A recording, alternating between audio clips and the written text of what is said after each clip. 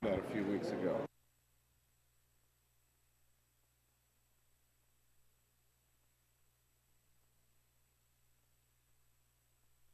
All right. Yeah.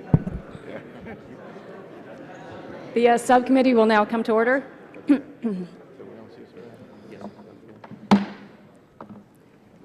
Good morning. Today we turn our attention to a growing controversy in America.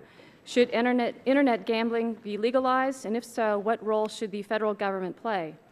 We have divergent opinions represented on our panel this morning, and if I were a betting person, I'd wager that we're going to have a very interesting hearing. And the chair now recognizes herself for an opening statement. In many ways, the debate over legalizing internet gambling is a lot like Texas Hold'em poker. 3 cards are dealt face up. Is the further expansion of gambling in the United States a good bet? Can online gambling be regulated effectively? And what role should the federal government play to protect American consumers from sharks? This is the flop we've been dealt for today's hearing. Then there's the turn card. With billions of dollars sitting on the table, can Congress afford not to get involved? And finally, the river card. What impact would legalized internet gambling have on American consumers and the U.S. economy? Clearly, the stakes are high, and a showdown is likely on Capitol Hill in the months ahead. As chairman of the House Subcommittee on Commerce, Manufacturing, and Trade, this is an issue which I will be following very closely to make certain Americans are dealt a fair hand regardless of the outcome. The purpose of our hearing is to simply take a close look at the face-up cards, the things we know with some certainty after 80 years of legalized, regulated gambling in the United States. Today we will hear from both sides of this important yet very contentious issue. One thing we do know is this: the vast majority of Americans have gambled at some point in their lives. According to the UCLA Gambling Studies Program, approximately 85% of U.S. adults have gambled at least once, 60% in the past year. What's more, some form of gambling is legalized in 48 states plus the District of Columbia. The only 2 states without legalized gambling are Hawaii and Utah. Gaming policy and regulation is generally handled by the states, although the federal government has been involved in shaping the boundaries of what is not permissible. But the legal status of online gaming is a lot more complicated. In 1961, Congress passed the Interstate Wire Act, more than 20 years before anyone had ever heard of a thing called the Internet. Yet, according to the Justice Department, online gambling is illegal under the Interstate Wire Act because it prohibits the use of wire communications for the interstate facilitation or transfer of wagers. In 1988, gambling in the U.S. began to proliferate after Congress passed the Indian Gaming Regulatory Act, addressing the jurisdiction and authority of tribes to establish gaming on their lands. Since its passage, tribal gaming operations have seen tremendous growth, with revenues last year exceeding $26 billion. And speaking from my own experience, with 7 casinos located in my congressional district, tribal gaming has been a huge plus. It's created thousands of jobs during difficult economic times, and the tribes have been great neighbors too, contributing regularly to charities and civic events. Unfortunately, illegal gambling has been growing in popularity as well. So in 2006, to combat the proliferation of illegal internet gambling, Congress adopted the Unlawful Internet Gambling Enforcement Act. This effectively outlawed interstate online gaming in the U.S. by prohibiting gambling-related businesses from accepting payments in the form of checks, credit card payments, or electronic funds transfers relating to unlawful internet gambling. The law also establishes fines and penalties for banks and financial companies that process such payments.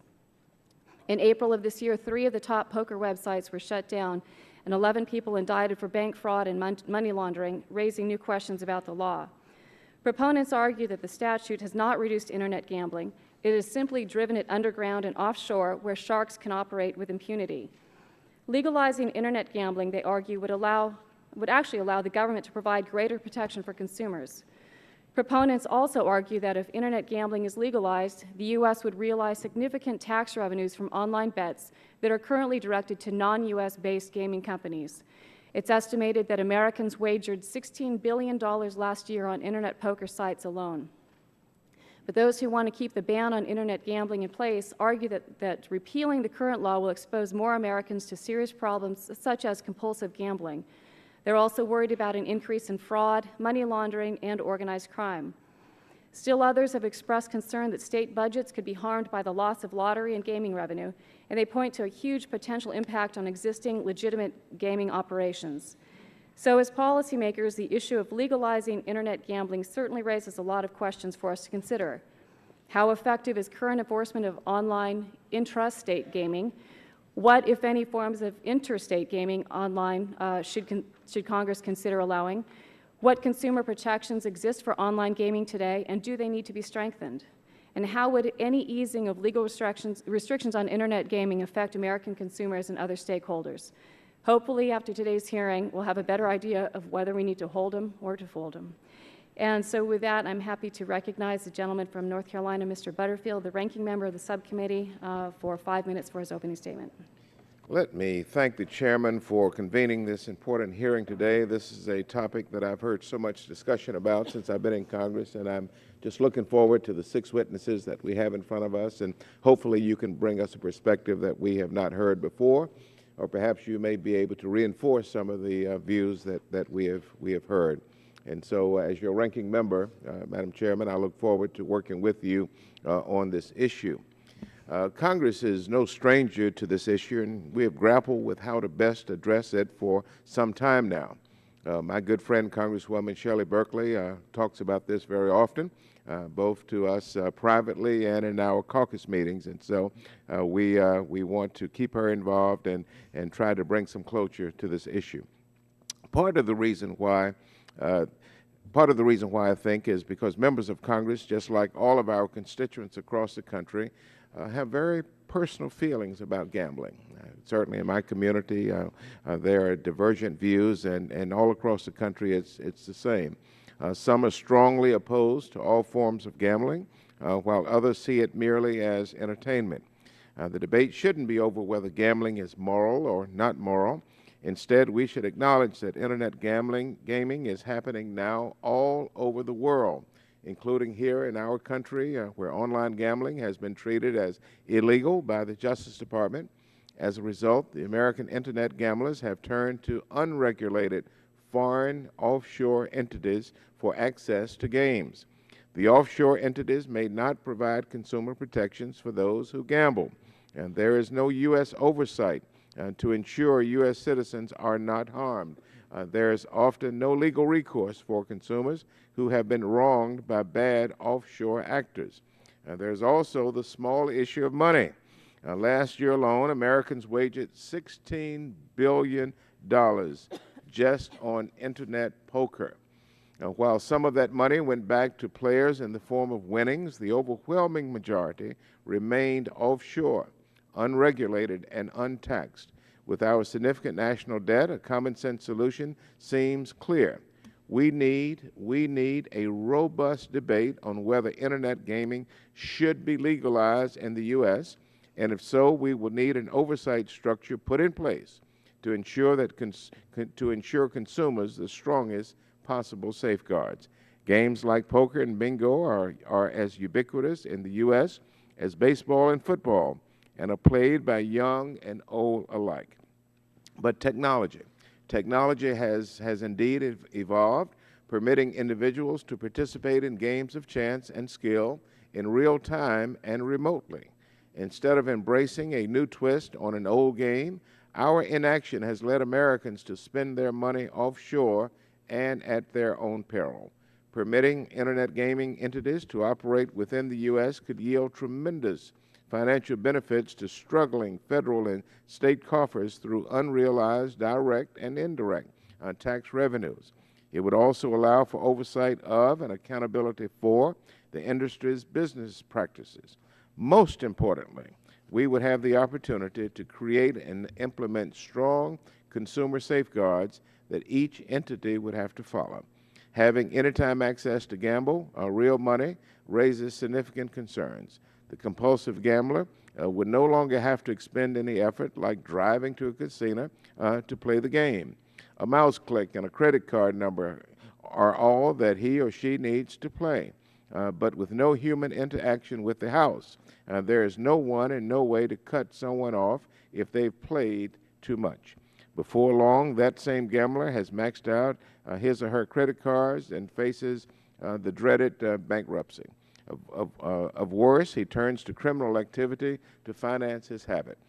While my example may be extreme, it is very possible, and it happens daily at conventional gaming houses.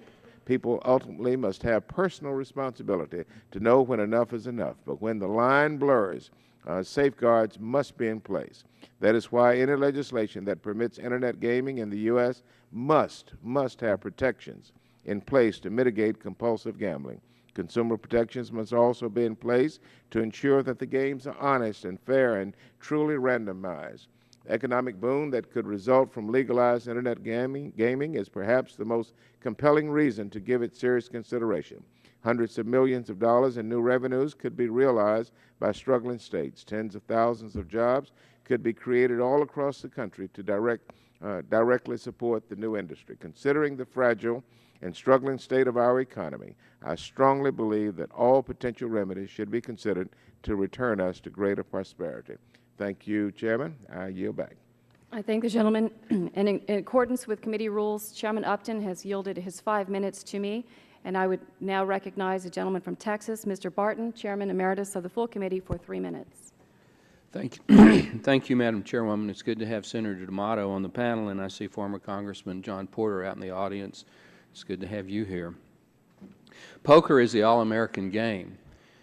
President Richard Nixon financed his first congressional campaign partially with poker winnings from World War II. Our current president, President Obama, is reputed to be a very good poker player. I learned to play poker, believe it or not, in the Boy Scouts. So if you learn something in the Boy Scouts, it's got to be a good thing, right? Unfortunately, because there is some chance to it, while it is a game of skill, there are those that think we should not allow poker to be played for money on the Internet. Consequently, we passed a bill or law several years ago that's unenforceable, UGIA. It's a bad law regardless of which side of the debate that you are on. I have introduced a bill as the chief sponsor to remedy this, and 2 of my co-sponsors are Barney Frank and Ron Paul. I will postulate that if you've got a bill that Barney Frank, Joe Barton, and Ron Paul are all for, who can be against it? I mean, we have covered the spectrum. You can't see this in the audience, but this is a photocopy of a registration from yesterday. A person who is in the audience today signed up on bodog.com to play poker for money. He deposited $50. He got a $5 bonus for making the deposit, and he got a solicitation that if he could get more people to sign up too, he could get an additional, I believe, $200 in poker chips. People are playing poker on the Internet in the United States for money today. We think as many as 8 million players per month play poker for money online in the United States per day or per month. Having said that, it's not regulated, and so these sites are offshore, overseas, and consequently outside the ability for us to tax the winnings, to regulate, to make sure that it is a fair game and everybody has an equal chance to win based on their skill. The legislation that I've introduced, H.R. 2366, is not perfect, but it would remedy most of the major problems we face today. I want to thank Chairwoman Bono Mack for having this hearing. I want to thank the ranking member, Mr. Butterfield, for what he said in his opening statement. I think we should have a robust debate. Perhaps there should even be an additional hearing, but at some point in time in this Congress, I hope we can move 2366 or something similar to it, Madam Chairwoman, to let everybody in America who wishes to play poker in states that allow it to do so. In the bill that I've introduced, it's a state option. If the governor of a state says there shall be no internet poker played by residents of that state, it does not happen. So we are not preempting the states, but in the states that thinks it's okay, we set up a regulatory scheme and a taxation scheme so that we have a fair game and everybody has an equal chance. And future President Nixon's and Obama's can play on the internet for money and use those earnings to join us. With that, Madam Chairwoman Mack, I yield back the balance of my time. I thank you, Mr. Barton, and the Chair now recognizes Mr. Guthrie of Kentucky for 2 minutes. Thank you, Madam Chairwoman, for yielding. And I went to college in New York State in the 1980s, so I appreciate your service, Senator D'Amato. I remember reading at the New York media when I was in college and all the great work you did for that state. I appreciate it. But I'm from Kentucky, and as all you know, in Kentucky, we're famous for our horses. We have two of the greatest racetracks in the world, at Churchill Downs in Louisville and at Keeneland in Lexington, and we breed the world's best horses that run on them. And no matter how you cut it, internet gaming will affect the horse racing business. Expanded online gaming will result in less gaming dollars being spent at tracks. Fewer dollars in the racing business doesn't just affect the tracks, breeders, jockeys, and trainers. It also affects thousands of other jobs in these communities that depend on the horse industry. Because of this concern, the effect on the horse racing must be considered in the expansion of online gaming. And I look forward to hearing from the witnesses and my colleagues on the underlying issue of online gaming legislation. However, as the chairman of the Congressional Horse Caucus, I must remind my colleagues that we cannot overlook the impact that gaming legislation would have on a $50 billion equine industry. While I'm biased towards Kentucky's thoroughbreds and our signature race, which is truly the greatest 2 minutes in sports, this is not a one-state issue. The horse racing industry supports over 1 million jobs nationwide. We cannot ignore this important industry as we consider changes to online gaming. Thank you, Madam Chairwoman, and I yield back. I thank the gentleman, and now we turn our attention to our panel. We have one panel of witnesses joining us today. Each of our witnesses has prepared an opening statement that will be placed into the record. Each of you will have 5 minutes to summarize that statement in your remarks. For introduction, one witness is very well known to many of us, former United States Senator from New York, the Honorable Alphonse D'Amato, who now serves as chairman of the Poker Players Alliance. We all welcome you.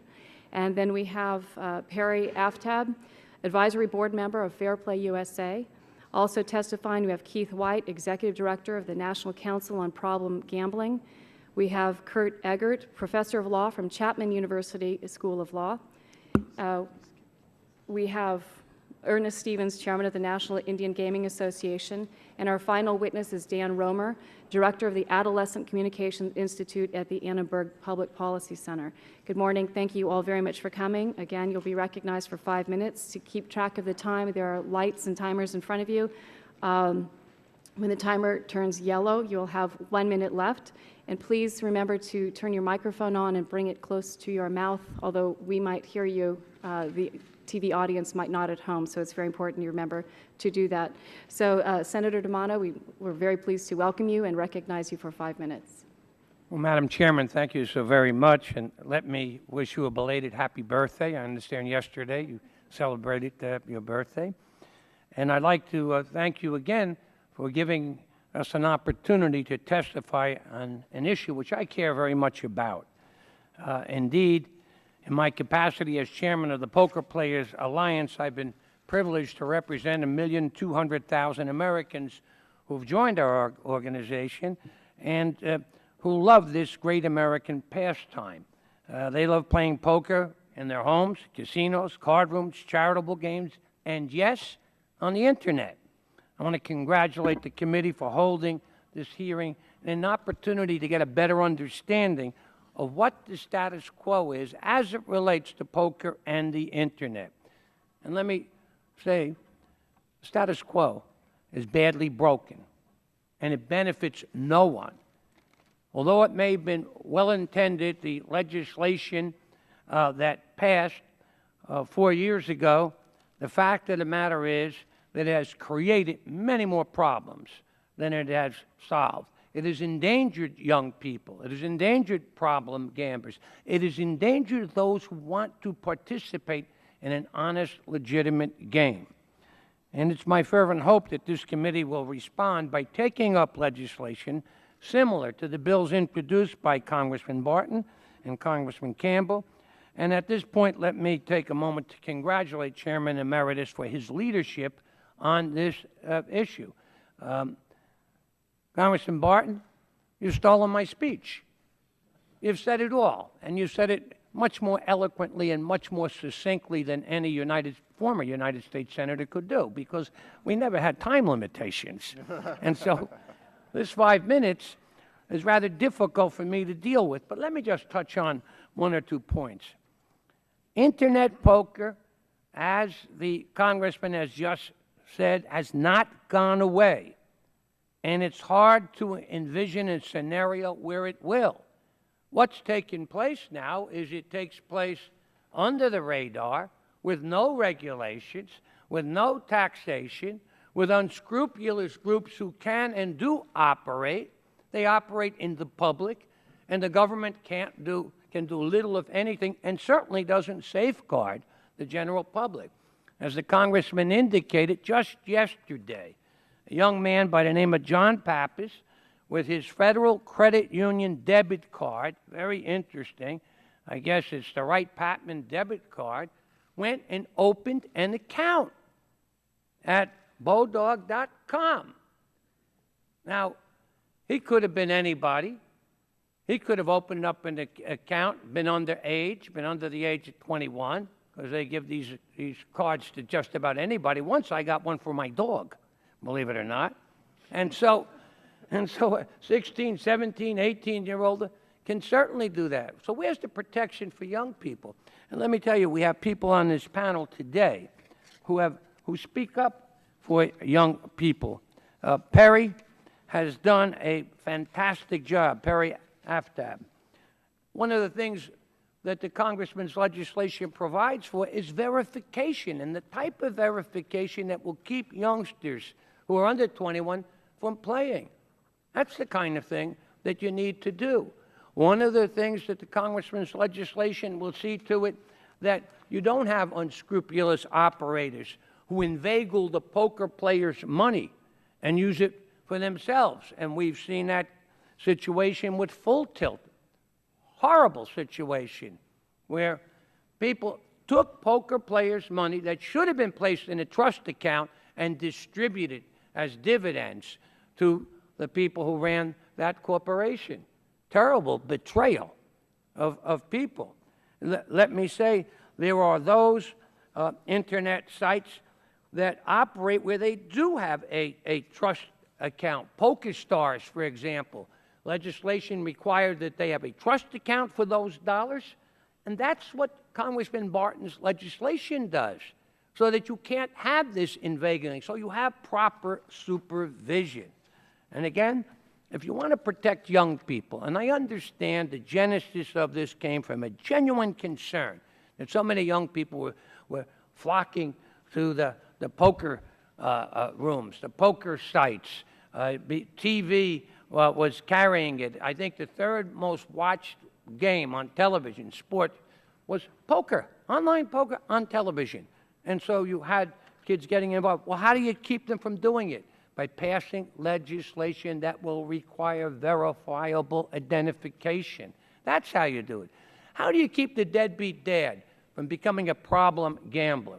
Well, I'll tell you how. You pass legislation similar to that Congressman Barton has put forth, and you stop it.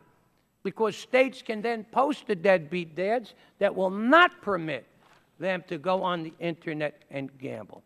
And so for those reasons and lots of others that time will not permit, and I don't want to test your patience, let me say that I really hope that we have an opportunity to do something to permit a great game, a game which requires skill, to be played in people's homes. Shouldn't be that they can just go to casinos and play. Lots of people don't have the ability to do that. Shouldn't go that they have to go to someone else's home or have people being invited to their home. They may not be able to get together that game. Great pastime. This legislation that has created and clouded the UGEA legislation. The situation may have been well intended. It's missed its mark. I thank the chair and the committee for giving me this opportunity, and I look forward to any questions that you might have. Thank you. Thank you, Senator. And now I recognize Ms. Abtap for 5 minutes. Good morning. Thank you very much, Chairman Bonomack and Ranking Member Butterfield and the other members of the subcommittee for enabling me to speak today. I'm representing Fair Play USA as a member of their advisory board.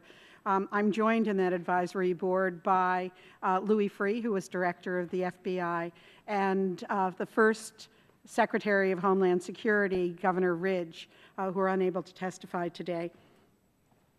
As we look at these issues, we need to recognize that they have a lot in common with the issues that this subcommittee has been working on: privacy, security, authentication, protecting our consumers. It's very much a matter of protecting our kids and protecting our families as well.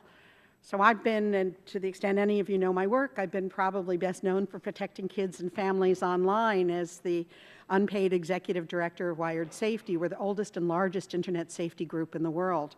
And we handle all issues. And in that capacity, I receive phone calls and emails from people who have gambled online, won, and not retrieved their winnings. People who are confused about whether or not it's legal for them to play poker online. I'm a lawyer, and I have to parse the law to really understand it. If you walk up and down the street, a lot of people don't. They don't understand the difference between online poker fun games that are just part of computer games and those where there's wagering that takes place. A lot of the other countries around the world have looked at this and found the solution for the problems that we've identified with online gambling: identity theft, money laundering, underage gambling, problem gambling, fraud, identity theft, privacy, security breaches.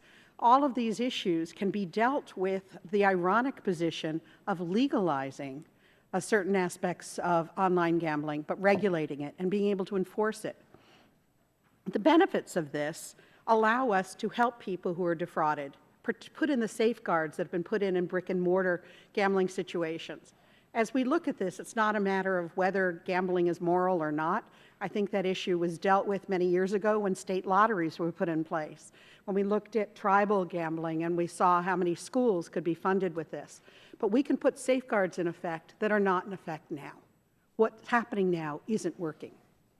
There are millions of people gambling billions of dollars online without any protection at all. And because of the laws that we have, it's really a hear no evil, see no evil, speak no evil situation. And these people find themselves with no place to go but calling my cell phone at 3 o'clock in the morning. So I have a group of teens, teen angels, and some of the representatives on this subcommittee have teen angels in their districts, and they're familiar with them. And they knew that I was testifying here today, and they are teen internet safety experts. So they said, well, it's really easy for us to find these online poker sites in particular. And they went to several of them. And one they went to, I have here, it's pokersites.com. It took them about 2.5 seconds to find that one. And it has top lists of places that are the best legal U.S. poker site, 2011, Bet Online, Bodog again. They called me. I knew they did this because they called and asked for my credit card number to be able to put it in place, or for permission to use one of theirs. And one of the girls was 16 years old and had her own credit card that her parents had given her to be able to shop at the mall. It's easy. It's too easy. And there's nothing we can do right now to keep underage gamblers out and protect problem gamblers with the kind of things that we can do. There are many things that we can do to address online gambling as it relates to horse racing, although I don't know anybody who'd rather go to the internet than the beautiful state of Kentucky. But I think that there's so many things that can be done here if we treat this as another internet safety, privacy, and security issue instead of something that's unique, because it has a lot more in common with all of the other things we're looking at than there are differences. So I am happy to discuss any of these issues with anyone on the committee if you have questions, and help in any way I can. Thank you. Thank you very much. Mr. Stevens, you're recognized for 5 minutes. Thank you. Good morning, Madam Can Chairman. you, excuse me, can you pull the microphone a little bit closer? Okay, I'm sorry. Thank you. Good morning, Madam Chairman Bono Mack, Ranking Member Butterfield, and the members of the subcommittee. Thank you for this opportunity to provide the views of the National Indian Gaming Association on the important issue of Internet gaming. To place our views in context, let's start with the Constitution. In return, Indian tribes are recognized in the United States Constitution as governments. Through treaties with the United States, tribal governments ceded hundreds of millions of acres of their homelands to help build this great nation. In return, the U.S. promised to preserve remaining tribal lands and tribal sovereignty and provide for the health, education, and general welfare of Indian people. Unfortunately, Madam Chairman, the United States has broken many of these treaty promises.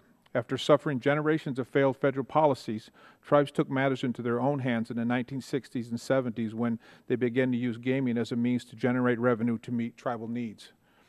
That's when President Johnson and Nixon adopted the policy supporting Indian self-determination. Indian gaming is Indian self-determination.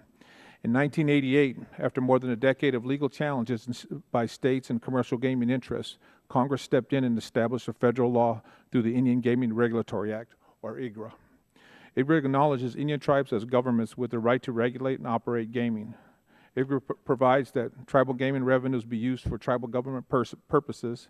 It also provides that tribal revenues are not subject to taxation. And finally, the Act established a comprehensive regulatory system that involves 3 levels of government regulation: tribal, federal, and state. 23 years later, more than 200 Indian tribes have made IGRA work to begin to rebuild their once forgotten communities.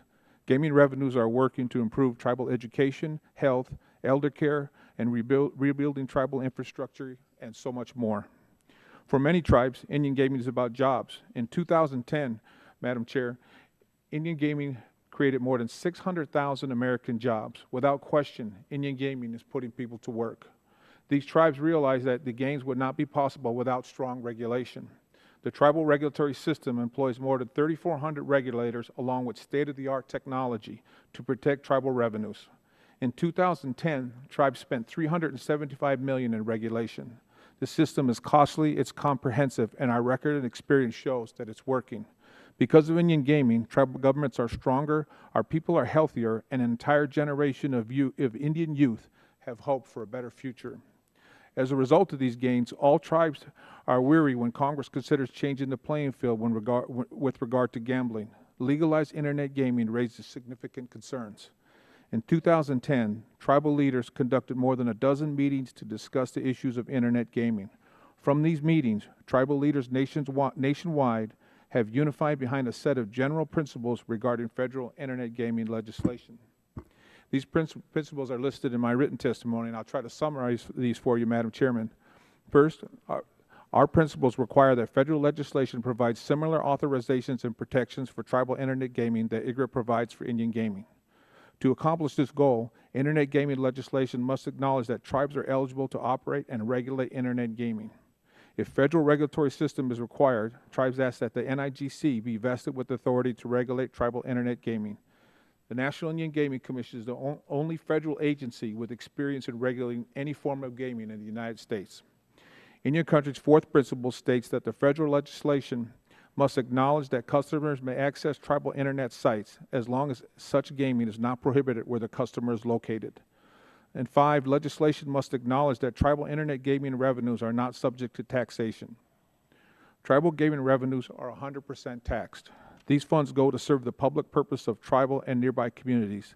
There is no room for federal and state taxation. Our final principle is based on the fact that tribes have invested significant resources on the current law. Thus, legislation must fully protect tribal rights under the Indian Gaming Regulatory Act and existing tribal state gaming compacts. Internet gaming bills that have been introduced in the 112th Congress violate many of these principles, and we oppose their passage as currently written.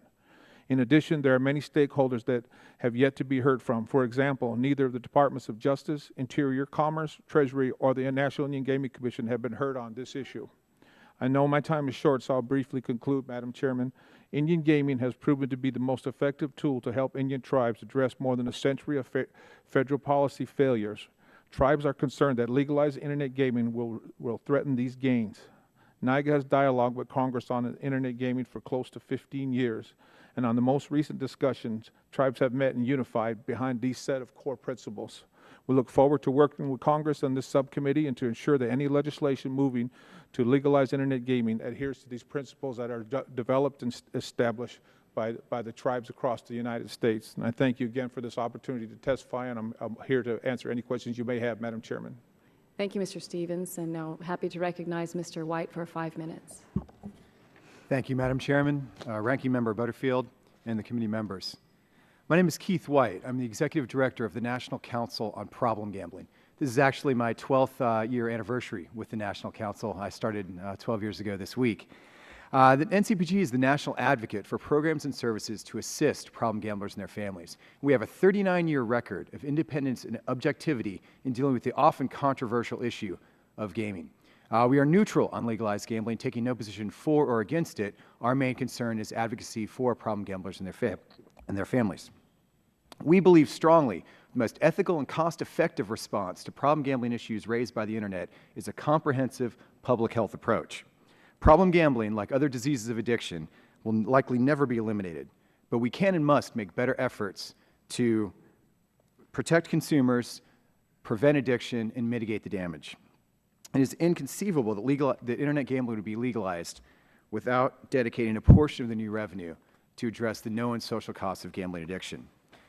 As Madam Chairman said this in her opening statement, at least 85% of adults have gambled once in the past year, 15% at least once in the past week. You're looking at $95 billion generated by casinos, tracks, and lotteries in legal gaming revenue alone, which obviously does not include most sports gambling and much of the Internet gambling today. $6 billion per year comes from the special federal withholding tax on legalized gambling winnings. Yet, unlike the federal excise taxes on tobacco and alcohol, not a single penny of this federal tax revenue from legalized gambling is returned back to prevent and treat the social costs of gambling addiction. Between 6 to 8 million adults and 500,000 adolescents meet criteria for a gambling addiction in a given year. And high-risk groups include members of racial and ethnic minority groups, young males, and veterans. The estimated social cost of families, businesses, and communities tops $7 billion per year from addiction, bankruptcy, and crime. Problem gambling is therefore an important national public health concern. Gambling problems are significantly correlated with other substance use and abuse problems that we know are extremely costly to our state governments and to our families and individuals. Gambling problems are significantly correlated with higher rates of unemployment, bankruptcy, arrest, incarceration, and poor physical health. In addition, millions of spouses, children, families, and parents, employers, are also negatively impacted by gambling addiction. It is not clear what the impact of the legalization of Internet gambling is going to be on problem gambling. The available research does consistently show that Internet gambling has the lowest participation rates of any form of gambling, regardless of legality of gambling in that jurisdiction. The rates of participation do not seem to vary significantly whether it's legal or illegal. And as we've heard this morning already, there are massive numbers of Americans that are gambling online currently. Yet studies throughout the world also find relatively high rates of gambling problems among those who do gamble online. Of course, those who gamble online are also very likely to gamble in traditional forums, to the extent that Internet gambling almost seems to be an adjunct to people who are already gambling online, who are already gambling in traditional forms. It's also possible that people who gamble online may be exacerbating their problems due to the unlimited access, the high speed of play, use of credit and non-cash instruments, and perceived social anonymity, all of which are known risk factors for gambling addiction in the bricks-and-mortar world. Since online gamblers are known to have high rates of problems, it's important to require extensive responsible gaming policies. These programs provide an opportunity to create informed consumers to provide informed consumers with a variety of information designed to encourage safe choices and discourage unsafe behavior. The technology exists to allow players to set limits on the amount of money gambled, the time they gamble, and the deposits they make. And I'm pleased that Dr. Romer is going to speak a little bit on some of these consumer protection policies. Strong regulation is important, but it cannot be effective alone. It must be accompanied by equally robust prevention, education, treatment, and research services. A portion of gambling revenue from legalized gambling, which we estimate would be not less than $50 million annually, must be set aside for such programs. This need is magnified by the disparity of services among the states, as more than one-third of the states, including a number of states represented by members of this committee, provide absolutely no public funds whatsoever to prevent or treat gambling problems. This is neither cost-effective nor an ethical means of responding to a known public health concern. An important and cost-free first step is to cut social costs by designating a lead federal agency on problem gambling. Unbelievably, although we've heard a lot of testimony that gambling is been around and is certainly present in most states, there's no single federal agency that coordinates efforts on this issue. I call your attention to H.R. 2334, the Comprehensive Problem Gambling Act, which has been introduced now for the 4th time in the House, which would designate the Substance Abuse and Mental Health Services Administration as the lead agency on problem gambling to address the public health concerns of this issue. I thank Representatives Barton, Schakowsky, Pitts, Whitfield, Campbell, Frank, and many others who are current or former sponsors of this legislation. And as Chairman, as Member Emeritus Barton has said, we certainly appreciate the broad sponsorship on our bill as well, with you and Representative Frank. In closing, millions of Americans are experiencing gambling problems today. Like my friend Mike. He gambled away more than $250,000 over the past 3 years gambling on the internet. He lost his job, his house, and his family. He sat in a grocery store parking lot here in Northern Virginia and contemplated suicide. Fortunately, he was able to get treatment, and today he works to ensure that hope and help are available for problem gamblers and their families. Simply put, treatment works. It is an investment that pays for itself many times over. In closing, those who legalize, regulate, promote, and profit from gambling have an ethical and an economic imperative to minimize the social cost of gambling addiction. Thank you for the opportunity to testify.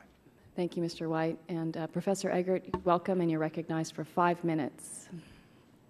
Good morning, Madam Chairwoman. Thank you. Thank you, Madam Chairwoman and Ranking Member Butterfield and members. I appreciate you're inviting me to talk about this important issue. You should know I come at this from a different angle than most. I come from a consumer protection angle, where I've worked in most of my career. I was an advisor to the Federal Reserve Board on consumer financial issues on their Consumer Advisory Council, and you can imagine what fun that was during recent years. And so when I think about gambling, the question I have is what consumer protection should be in place? And I'm very happy to hear many of you talk about the importance of consumer protection in gambling, because it is, in fact, a crucial issue. Gamblers used to be looked down on, but now they're just consumers. It's just another industry. And so we should treat them as consumers as we would in other industries. And think about what consumer protection is important in this industry. The purpose of consumer protection is to make consumers good shoppers, to give them the tools they need to make smart decisions when they purchase, when they go to a casino, when they gamble online, whatever they do, we want to make them good shoppers and protect them from sharp practices. Because the engine of the consumer economy is that the consumers drive it, and as long as they are given the information they need to make good decisions, then companies will have to compete based on quality of product and price, which is what makes our economy run. Now, in the gambling industry, they talk often about consumer protection as honesty, fairness, and making sure that the gambler gets paid. Those are all very important. But equally important is that the gambling industry provides accurate price disclosure to consumers who are gambling.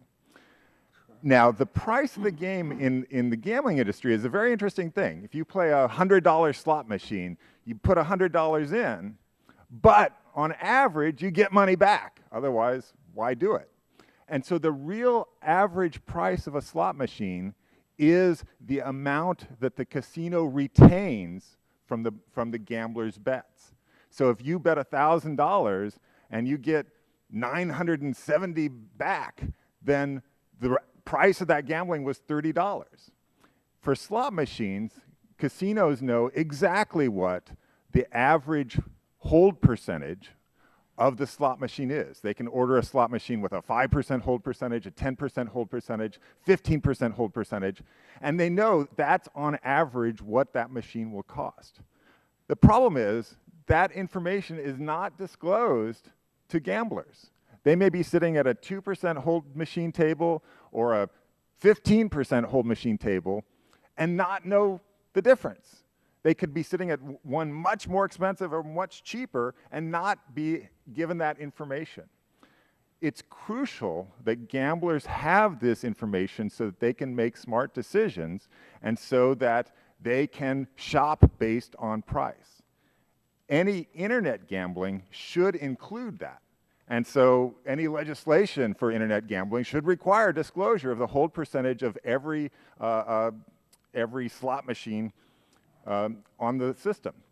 Now for internet poker, it's a different proposition because the price paid by the borrower is based more on competition of the other players than it is by any setting of the site.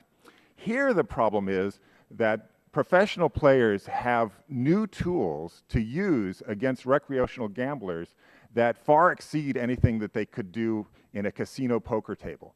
There's their computer boosts that they have, there are computer bots that are getting increasingly effective. And so recreational gamblers may find themselves playing against professionals who far exceed their ability to play, and the recreational gambler may have no idea what they're getting into.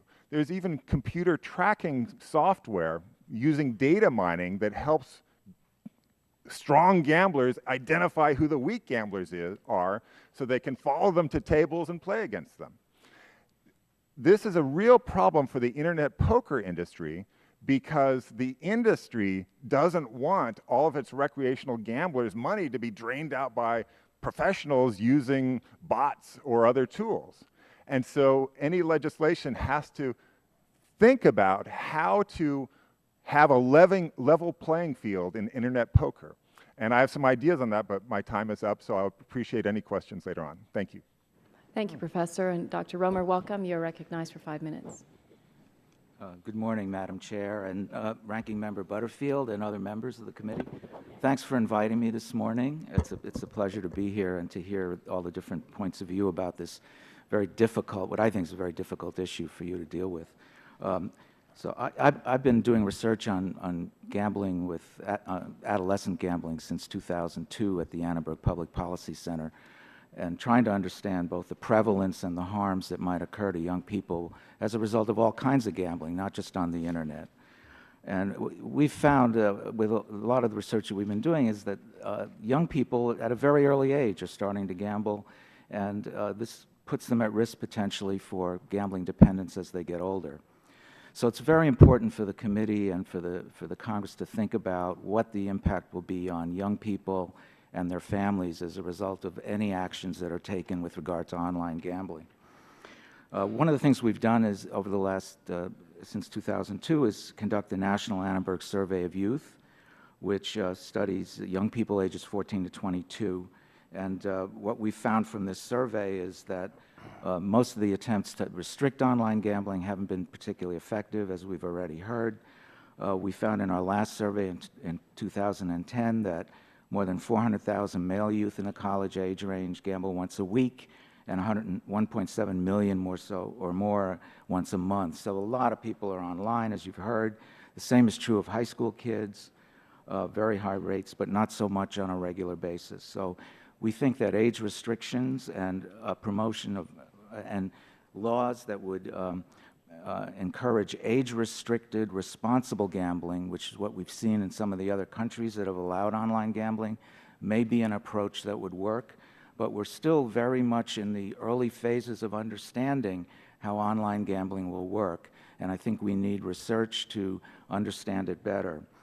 But if we have legislation that can provide some safeguards that could potentially restrict underage gamblers, and also, to the extent they do go online, make it harder for them to lose control while they're online, would be excellent safeguards to include in any legislation. And I think the principle that I see when I look at what's going on in Europe is this idea of responsible gambling. And so one idea that I think is particularly helpful is that gambling operators should not receive disproportionate income from users who are unable to control their habit. And I think the bill that's been put forth by Mr. Barton and others might have a mechanism in it for the public to observe, monitor how funds are being made on Internet gambling, so that you could see if certain gamblers are disproportionately contributing to profits. Now, some of the other ideas that we've heard about age restrictions and so forth, I think are very important. The method of payment is very important. We still don't really know how well they work. We need research, and this country is actually way behind the UK and countries in Europe on understanding what happens when young people go online and gamble. We really need to find that out. We need monies dedicated to that question. I think we also need to consider, and the law should consider, money and time limits. We've already heard, I think Keith mentioned that he thinks this is a good idea. There should be a running clock online. There should be a win-loss total online so that the young person knows how much they're wagering. And this is true whether they're 18, 21, or 51. This is something I think is just straightforward, but we really don't know how many of these kinds of restrictions would work. We also need prevention messages online. It's much easier to put these online than it is, for example, at a casino. And we need to regulate or monitor the advertising that's done to attract people. We don't want the advertising to target young people disproportionately or addicted gamblers disproportionately. And so I think the challenge will be, if you do legalize this, will be to put in place both things that Keith talked about in terms of treatment, but also a program of research to figure out, are restrictions that you put in place working? What mix of restrictions work best? And what can we do in the future to maximize the chance that this kind of activity will not produce harms for young people and their families? And I've included a bunch of other ideas in my testimony, and I thank you for this opportunity to say these things. Thanks. Thank you, Dr. Romer. And I'm going to begin the questioning, and I thank all of the panel for your testimony and recognize myself for 5 minutes for questions. Mr. White, I'd like to begin with you, and Dr. Romer just spoke about this too, but you state problem gamblers could exacerbate their problems by gambling online because of the use of credit and 24-hour availability. Would restrictions on those factors reduce the problem? For example, limited times and limits on credit? Do other countries offering Internet gambling currently have restrictions to limit the use of credit and availability? And if so, can you talk about the results? Yes, I can. There's some evidence from Canada and Europe that the responsible gaming restrictions that have been put into place, which generally include, as you say, limits on the use of certain types of payment processing, limits on the time and money spent gambling, seem to be able to not necessarily intervene with pathological gamblers who will keep gambling despite any and all barriers put in their way. They seem rather to be better targeted at those people that are at risk for gambling problems or that are moderate problem gamblers. These restrictions, properly tailored, can be and have shown to be effective in some studies at really reducing, at helping people, stopping them from stepping over the edge and developing severe gambling problems.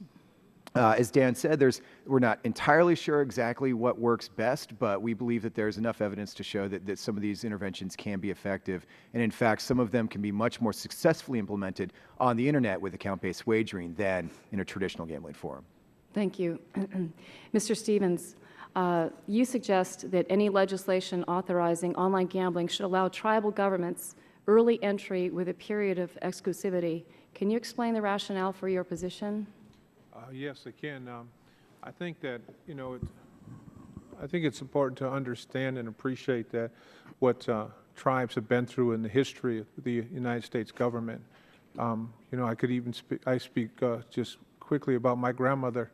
She's 101 years old, and she lives in her own apartment independently in an apartment that is assisted but not a nursing home. And she lives in that apartment at 101 independently, but she started out her life going to boarding schools and working and wearing a uniform and disciplined for being left-handed, like my friend next to me, and speaking her language, and you know, leaving her family. Her family would go by the boarding school, not even be able to wave or visit or look at their children. And again, as we approach, a little bit emotional to bring that up, because even though my grandmother's doing fine, and if you call her apartment on the reservation in Oneida, Wisconsin, you probably find that she's not home. So she's involved in activities, which she's a retired school teacher. She spent her whole life teaching the language and the culture that was attempted to be taken from her. And again, that's just it's a success story. But really, if you look at the way her life was, her grandfather who raised her was a Civil War veteran, and he used to ride by the boarding school and throw candy, but he would never look because the government said you couldn't even look at your kids. So, and again, that's a mild story about what our people have been through. Millions and millions of Indian folks when first European contact. In spite of all those struggles and challenges that we've been through, we've been able to persevere and survive and fight back. And if anybody deserves to be at the front line in this industry, it's Native American people. Okay. And at the very least, equal footing, Madam Chair. Well, you also speak to, why is it important that legislation permit tribes to operate Internet gaming without renegotiating their tribal state compacts? What is the concern? Well, I believe that's a new industry, and I believe that they shouldn't undo or attempt to amend the current law in order to accomplish that. Can you please clarify your principle regarding the preservation of tribal regulatory authority? Should federal legislation should we actually legalize online gaming? Can you speak to that, and how do you see that authority affected by federal legislation to legalize online gaming? Okay, I'm sorry, Madam Chair, I misunderstood you. I actually think I missed a comma in there. So could you please clarify your principle regarding the preservation of tribal regulatory authority should federal legislation legalize online gaming? I think that I spoke, I had a little sheet on, I think I spoke briefly to that in my testimony and quite extensively on it in my written testimony. The regulators in Indian country have analyzed this, and they are the ones responsible. The National Indian Gaming Commission is the only federal authority that has experience in gaming. So we feel like that in order to oversee this element of it, we should utilize experienced folks. Now, I just by coincidence, I have my it's the nicest one I got, but it's National Tribal Gaming Commission and Regulators. It's a national association independent of NIGA and independent of the tribes that have worked to analyze the expertise and the important aspects of tribal regulation to make us stronger and able to adhere to the responsibilities to our constituents. And all right. I'm sorry, I hate to cut you off, but my time is up. If you can wrap up in 5 seconds. My bottom line is that we've asked these regulators nationwide if they're prepared to regulate this industry, and they assured us that they are in strong preparation to do so. Thank you. All right. Again, my time has expired. I'm pleased to recognize Mr. Butterfield for 5 minutes. I thank the Chairman. Madam Chairman, I am among those who is beginning to understand, I would say, online gambling. I'm beginning to understand that it could provide a great boost to our national economy, and it could provide a boost for federal and state coffers. And so I'm beginning to connect the dots and understand what this is about. Today should be the beginning of a robust discussion, and this conversation certainly should be expanded as we go forward. As the Chair pointed out, online gambling is a very complicated issue. I'm beginning to see that. Other issues still warrant discussion. For example, the great state of California with 53 representatives and the District of Columbia with a non-voting representative are already moving forward with intrastate online gaming, even though its legal status is unclear, given that the U.S. Justice Department believes the Wire Act prohibits all online gambling. I have to wonder, therefore, under the current state of play, is justice going to shut these operations down once they're up and running? And there are other critical questions that need to be answered. We need to hear from California and D.C. We need to hear from the Justice Department. We need to hear from other state and federal regulators who would be tasked with implementing and enforcing any regulatory framework regarding online gaming. This is an issue that warrants further review before this subcommittee. We have jurisdiction, and we need to certainly inquire into that. In his testimony, Mr. White notes that among the groups at high risk for gambling addiction are racial and ethnic minorities. I want to talk about that for a minute. He specifically identifies African Americans, among others, as being at high risk. Earlier this month, this subcommittee held a hearing on revisions to the Children's Online Privacy Protection Act rule. The testimony of one of the witnesses for that hearing contained references to a study by the Sesame Workshop that included some interesting insights into the online habits of minority children. According to that study, African Americans and Hispanic children have less home internet access, but those that have access use the internet more than white children. African American children between the ages of 5 and 9 spend 41 minutes online per session. White children, in contrast, spend 27 minutes online per session. Hispanic children between ages 8 and 14 spend almost 2 hours online each day, 40 minutes more than white children.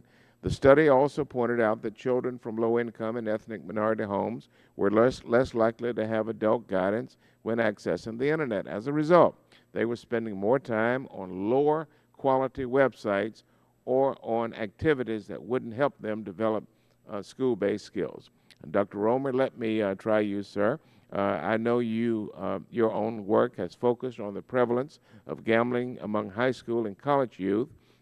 However, I don't think it would be too much of a leap to assume that this tendency by younger minority children to use the internet more and to spend more time on lower quality websites persist into high school and college. Given all of this, I'm wondering whether you can speak to whether you have seen differences along racial and ethnic lines. There are racial and ethnic differences in gambling. We haven't seen it in terms of internet use, partly because it's still been kind of small in our surveys, so I can't really talk to it, but from what you've said, if there are these disparities that occur for kids who are online, I would fully expect those kids to then make the data seems to suggest that. Yeah. Yes. Do you have any thoughts about whether there might be particular implications for young minorities from online gambling that should be taken into account in the discussion about whether and how to go about recognizing some forms of online gambling as legal? Well, I mean, are you saying is there anything in particular we could write into the law that would try to safeguard against this? Well, I don't know that you could write a law that would, safeguard against particular people other than people who are prone to, lack of control. So I think the thing you want to prevent is people from using online gambling sites who can't control their gambling. Yeah. And anything you can do to warn them, to remind them, to keep them aware of the fact that they may be spending more than they have, I think would be valuable. And you need to explain, I think, as Kurt Eggert has said, people need to know what they're going to win on a site. I think that's a valuable thing to tell people at any age. But we don't want kids on there at all. I mean, that's the goal. We don't want kids. Another important aspect is to make sure that there are health services available if kids do get into trouble. And I think that's where, again, the impact on the minority community is disproportionate. There's less access to health services. We also understand that there's less access to, for example, services in Spanish and in other culturally specific services for Native Americans, Asian Americans, and others. So on the health side, regulation alone cannot adequately protect people from an addiction, as we've known from drugs and alcohol and tobacco.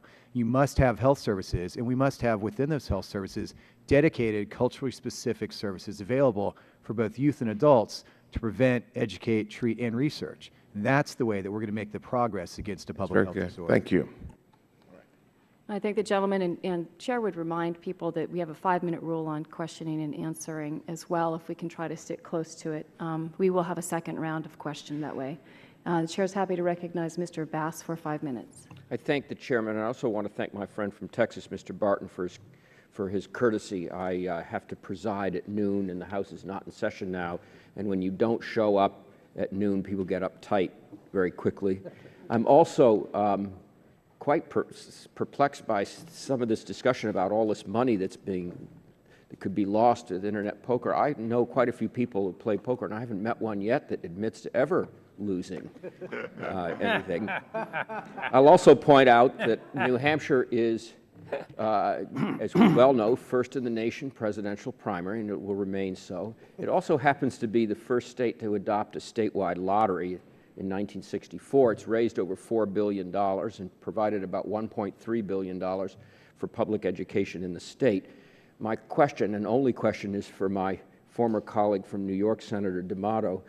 Senator, representing the poker players, in your organization's opinion, what impact would the passage of legislation permitting Internet gambling have on state lotteries? And secondly, would your organization have any objection to allowing or giving the state lotteries the opportunity to also compete, if you will, in the Internet poker business? Congressman, let me answer the second question first, because that's an easier one to answer. We would have no objection whatsoever.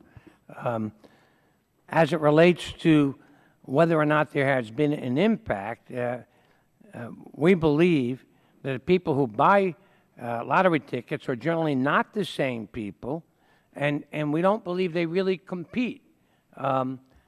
We believe that many will continue.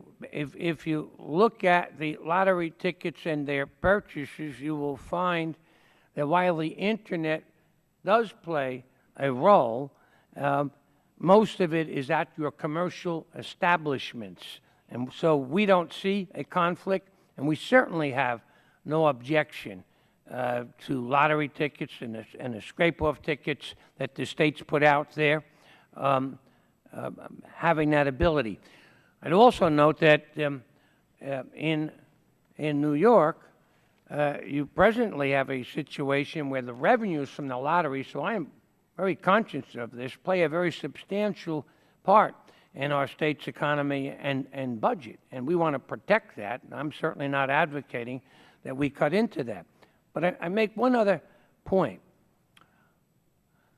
and the gentleman, the ranking member, brought up the fact that there is a disparate impact, and it would seem that the young minority children are addicted to a greater extent to the Internet and to programs which are not those kind that you would generally want to encourage them. It's going to help them in school. And I hope I'm paraphrasing your sentiments correctly. More reason to see to it that there's good, tight regulation as it relates to using the Internet and poker in particular. There is no regulation now. There's nothing to stop these kids from getting on. If we want to eliminate those who are, unfortunately, become involved in gambling at a young age, there's no verification required by these off-site groups. There's no way to stop or prevent them. And so I think it makes abundant sense, if we want to do something to curtail this, the misuse by youngsters, to have strong, tough regulations, protecting the consumers, protecting the young people, seeing to it. I'd like to hear some of Mr. Eggert's suggestions, because we're certainly not opposed to how do we give the kind of information so that players have a better playing field. So I think for all of those reasons, it's important that we move forward with this kind of legislation. Thank you very much, Senator. I appreciate your addressing my question as well as Mr. Butterfield's and Mr. Eggert's. Thank you, Congressman. And I'll yield back to the chair lady. Thank you, Mr. Bass. The chair recognizes Mr. Towns for 5 minutes. Thank you very much, Madam Chair, and of course, the ranking member, Mr. Butterfield, for having this hearing. I think this is a very, very important hearing. The question before this committee is, what, if any, forms of online gaming should Congress consider? Over the course of the next several weeks, Congress will decide on how our nation will begin to put its physical house in order. And this seems to be a way to get revenue. One of the many proposals that Congress will consider is easing the current restriction of online gaming. Currently, under the Wire Act, online gaming is illegal. However, that has not stopped offshore gaming websites from profiting off of the United States. Gaming industry experts have estimated that the United States spent over $16 billion, that's B as in boy, in 2010 online poker alone. Some experts also suggest that revenues generated by online gaming would bring in significant tax revenues to the federal government that currently are directed to non-U.S. gaming companies. This additional revenue could be used to help balance our growing federal deficit without causing drastic cuts to entitlement programs that so many Americans rely on. While I am sympathetic to the view that more revenue is needed to help balance the federal budget, I am concerned with the unintended consequences of this proposal. So first, I want to begin by asking you, Mr. Stevens, I'm not sure in terms of your real reasons for opposing any kind of change. What are your real reasons? Could you be very specific? Understood your question, sir. I understand that you oppose this, right? And you mentioned the fact that there were certain agencies that were not involved in it. What other reasons as to why you might oppose it? And again, Representative Towns, we had several, as much as 12+ meetings on this issue, and the tribes, Indian tribes, oppose this discussion based on 6 points. Indian tribes are sovereign governments with a right to operate, regulate, tax, and license Internet gaming, and those rights must not be subordinated to any non-federal authority. Internet gaming is authorized by Indian tribes, must be available to customers in any locale where Internet gaming is not criminally prohibited. Consistent with long-held federal law and policy, tribal revenues must not be subject to tax. Existing tribal government rights under the Tribal State Compacts and Indian Gaming Regulatory Act must be respected. The legislation must not open up the Indian Gaming Regulatory Act, and federal legislation of Internet gaming must provide positive economic benefits for Indian country. Those are the 6 points that were developed in a series of meetings with tribal leaders from throughout the country. This committee must ensure that all the stakeholders involved are able to benefit from any legislation that may take shape over the coming weeks and months. So we're very sensitive to that as well. But my concern it would be that the fact that the oversight and the fact that we make certain that it's being done fairly, and of course that would be a real concern, because I think that we have to look at ways to be able to deal with the deficit. And based on what everybody's saying, this is a way to attract revenue. Now, I'm also concerned about youth and all of that, but I think that based on programs that are in place, that we could sort of look at that and be able to make certain that they're safe and that they're not involved in any way. And anytime you have anything, you're always going to have some folks to take it to the extreme. I think that what we need to do is to make certain, if they do, that there's something in place, for them.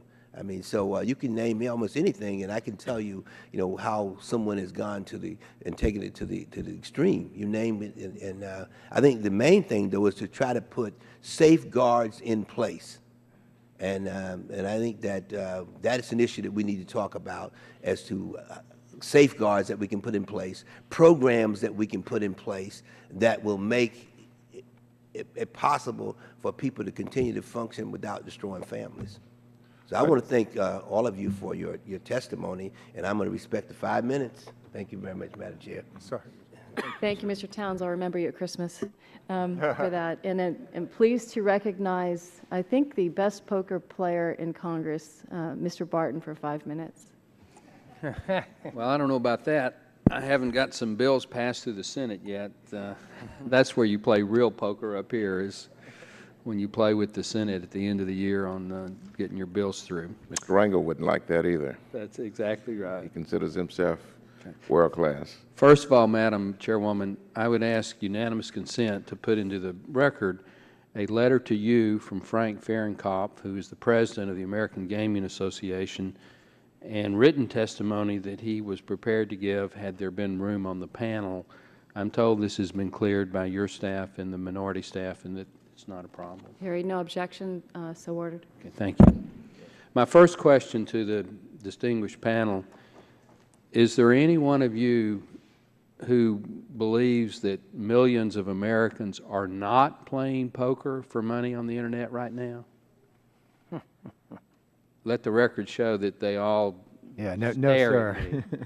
So, is there any of you that believe it would be possible to prevent American citizens who wish to play poker for money on the internet from doing so? The gentlelady with fair play. If underage gamblers, we would be able to deal with. I was part of the Berkman Center, the Harvard Center Age Verification Group, the Internet Safety Technology Task Force. And although you can't prove, for the purposes of COPPA, who's under the age of 13, you certainly can prove who's over the age of 21. So we would be able, with the right means in place. I will stipulate that whatever we can do, if the bill moves to prevent underage poker players, you tell me how to do it, and we'll put it in the bill. We actually had a study that was done at the Kennedy School at Harvard with Dr. Sparrow, and it was presented last year at the hearings with Barney Frank. And if anyone on the subcommittee would like that, I'm happy to enter that into additional testimony. As the chief sponsor of the bill, I can assure you that I don't want underage poker players, so we'll work with you on that. I want to ask the gentleman who's representing the Indian tribes, under the proposed legislation that I've introduced, a state that wishes not to allow its citizens to play poker for money on the internet simply opts out. We give that same option to the tribes. Why would that not protect your sovereignty? If you don't want your citizens in the Indian nations to play, all you have to do is send a letter to the Secretary of Commerce that you don't want them to play. I'm sorry, could you restate that question, sir? Well, we respect sovereignty. We respect state sovereignty, and we respect the Indian nation sovereignty. So the bill that I've introduced gives the governor of a state, I'd have to check what it does for the Indian tribes. I would assume it would give the chief or the tribal council the same right that we give a governor. If you don't want to let the citizens within your boundaries play poker for money on the internet, you simply opt out so they can't play. So we treat the Indian tribes the same as we treat the states. That seems pretty fair to me. On the other hand, if you think it's okay for them to play, then you play by the same rules that everybody else plays by in terms of regulating the poker players for money on the internet. I mean, that seems to me to be a very fair position. We're not anti-Indian, not pro-Indian. We're fair to all concerned. I think, you know, in the states on behalf of the tribes, I think that covers it. But if we want to be recognized as tribal governments appropriately under the law. Well, that's beyond the scope of the poker bill, I think. I play poker at the Indian casino in Oklahoma, so I'm with you, and I'm 1/32nd Cherokee. I'm not quite, so I'm 1/32nd with you there on that.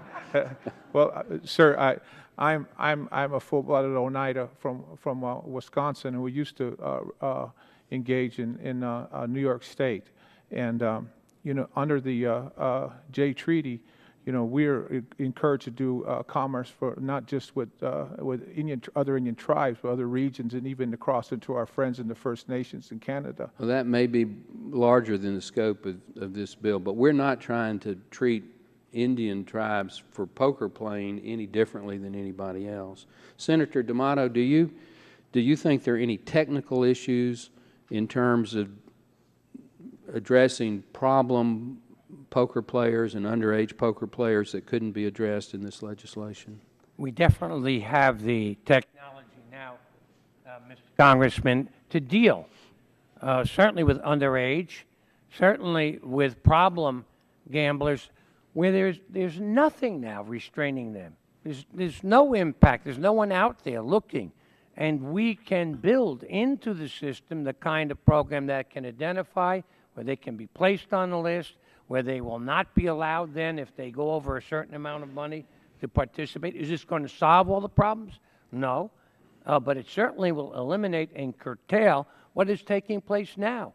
No protection for the kids or the problem gamblers. My time is expiring. Let me simply say to Mr. Eggert before I yield back, this issue of the bots, these mechanical or automatic players, whatever needs to be done to prohibit that and outlaw it, if you've got proposed language, if you'll give it to the committee staff, we absolutely don't want to set up a system where somebody in this audience can play poker online for money if their governor says it's okay and play against a computer. That is not what we're trying to do. So if you've got a program that can prevent it or language to prohibit it, we'll certainly look at it positively. With that, I yield back, Madam Chairwoman.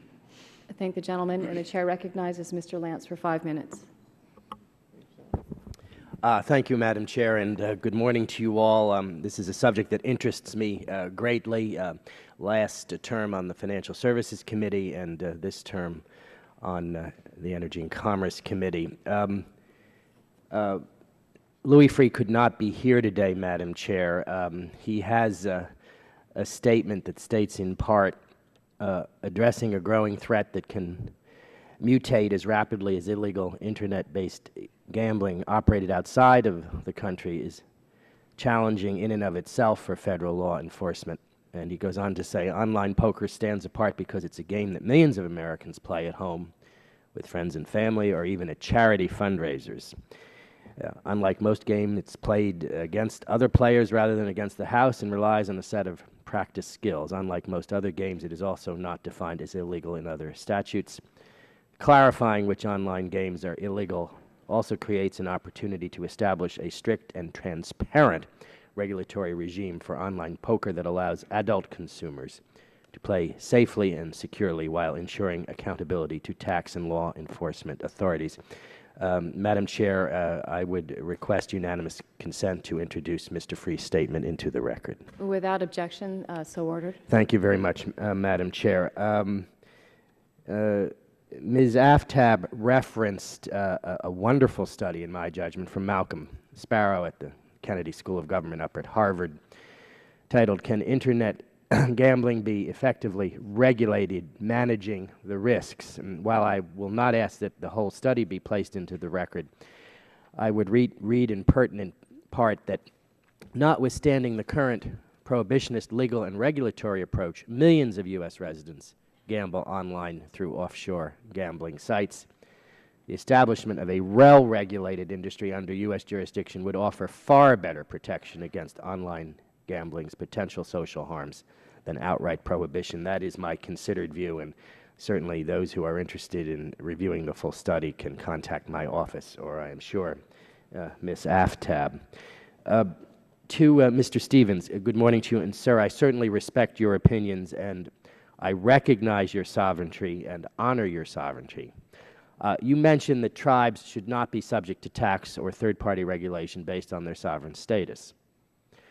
I respect the status of Indian tribes, but isn't it true that tribes in gaming and other businesses can make a sovereign decision to do business in the 50 states outside of their reservation lands and subject themselves to state and federal regulation? For example, Mohegan Sun is licensed in Pennsylvania with a casino, although Mohegan Sun obviously is in Connecticut.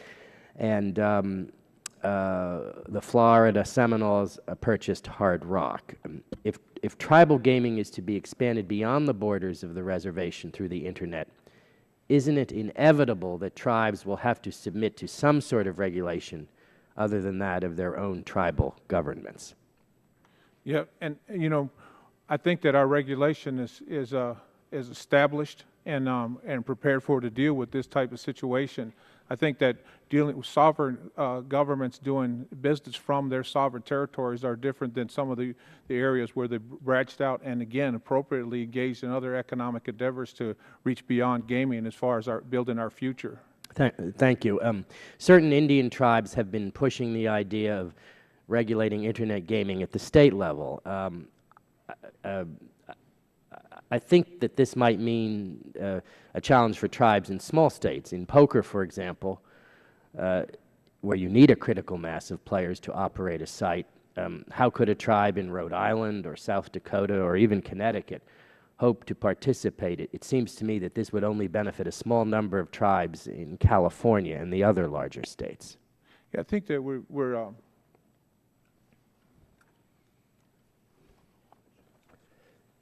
yeah, I think that we've tried to analyze where tribes are working through coalitions and working within their state organizations, and so we've yielded to the state tribal authorities to handle those types of situations. Thank you for your response. And finally, and my time is about to expire, let me say it's an honor for me, Madam Chair, to be in the same committee hearing room with Senator D'Amato. I was rooting for his election as a graduate student at Princeton in 1980, and as I recall, Senator D'Amato, I wagered $10 you would win your primary and another $10 that you'd win the general election. This was not on the internet because, of course, it hadn't been. You should have gotten some good odds. I was confident in your public service, sir. Thank you, Madam Chair. I thank the gentleman and now recognize Mr. Harper for 5 minutes. Thank you, Madam Chair.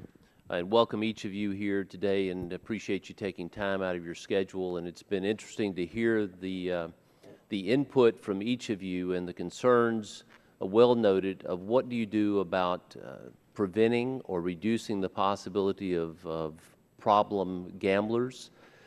You know, that's something we'd all agree, that there are certain people that shouldn't gamble. There are some that gamble that maybe need to have limits on them. And it's one thing with a physical location where you can do that, but to have it online with the anonymity, with all of the concerns that can go on, is that I've not been given any real comfort here that since it can't be regulated offshore or in illegal sites, how we're going to actually be able to do that if this takes what appears to be an interest in another step. So I know we've heard different opinions here, some that are trying to decide, but the idea of online gambling, legal or illegal, gives me great concern. But with that, I do thank you for your time here. And I guess one question I'd have for each of you is, do any of your organizations receive any money from offshore casinos? Does your organization receive any funds or contributions from offshore casinos? And I'll start with Ms. Aftab. Fair Play USA does not accept any money from offline casinos. And if I could address just for a moment, yes. Unlike other aspects of the Internet where you're looking for anonymity, when you're dealing with online gambling, you need to look for authentication and verification of identity. And that, given your expertise already in the subcommittee, you will understand that it will allow you to track problem gamblers and allow them to opt into programs to protect them. So this is the one area we're not looking for anonymity. All right. But Fair Play USA does not accept money, to my knowledge, from anyone offshore. Thank you. Mr. Stevens. Not to my knowledge, sir. Mr. White. We have received a donation from companies that operate offshore. We accept no restrictions on those donations, but yes, we have received some money. And how many different entities? I think just one. We have a long tradition of encouraging that anybody that operates gambling should contribute to responsible gambling. So Mississippi casinos have donated to our organization. We accept, again, no restrictions on any money we receive from any source, especially from the gaming industry. But you have received funds from offshore sources? Okay. Senator D'Amato. Yes, we have.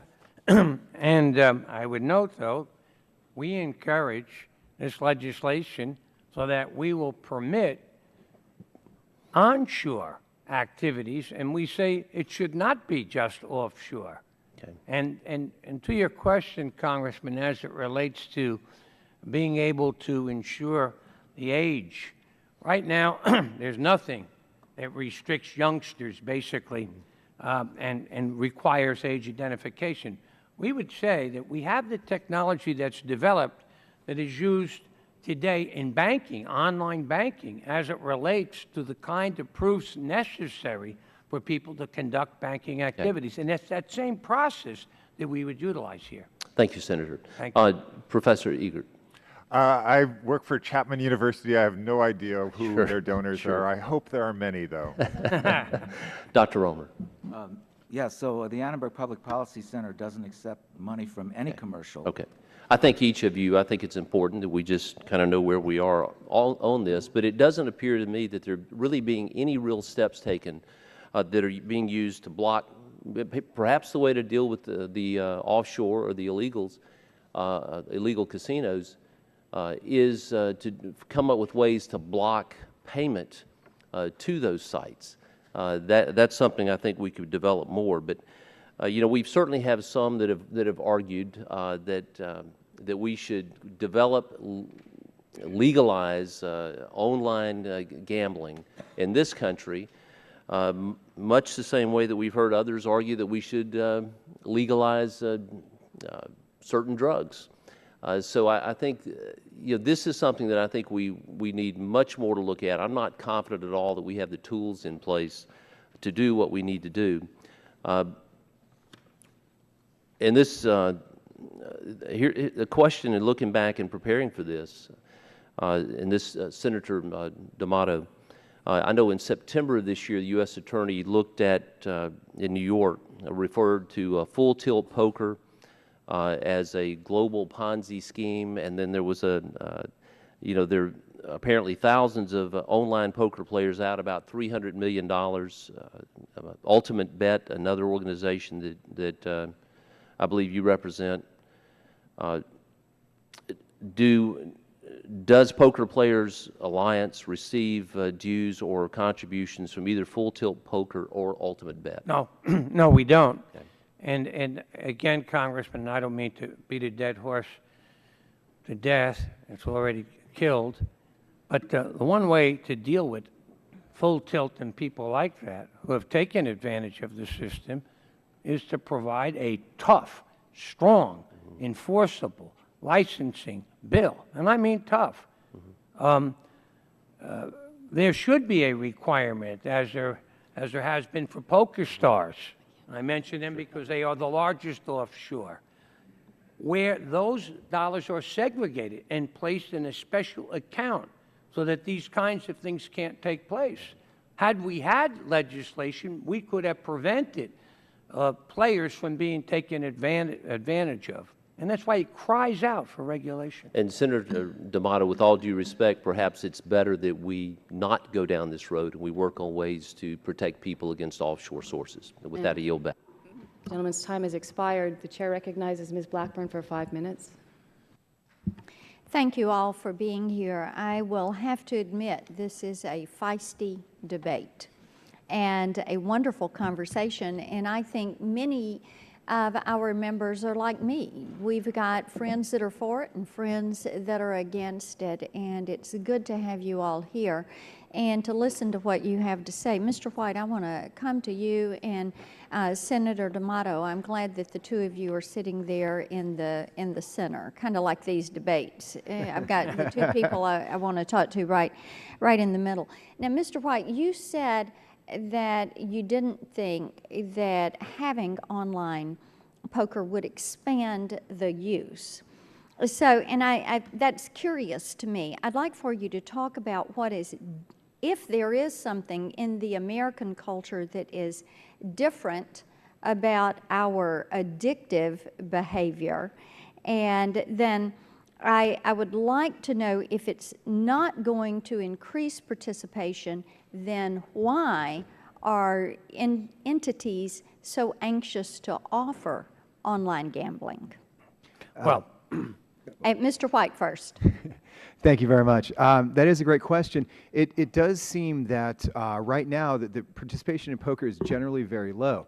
Whether or not legalization would dramatically increase that is an open question. In the UK, for example, it has not, except among young men. Young men do seem to show in replication surveys in the United Kingdom more propensity to gamble online. So there may be... Okay, now let me interrupt you right there. And then, Mr. D'Amato, I want you to weigh in on this. You mentioned the UK. Yes. So what are the successes of the European jurisdictions that have licensed and regulate internet gambling, and what are their mistakes? So the lessons learned, basically. Sure. The lessons that we take away from the European experience is that you have to have a balanced approach with both regulation and public health protections. Obviously, in a country like the UK, there's an extensive social welfare, a health system to make sure that if people do get into trouble, they have resources Okay, to go. so they've got a safety net. Yes, ma'am. Senator D'Amato?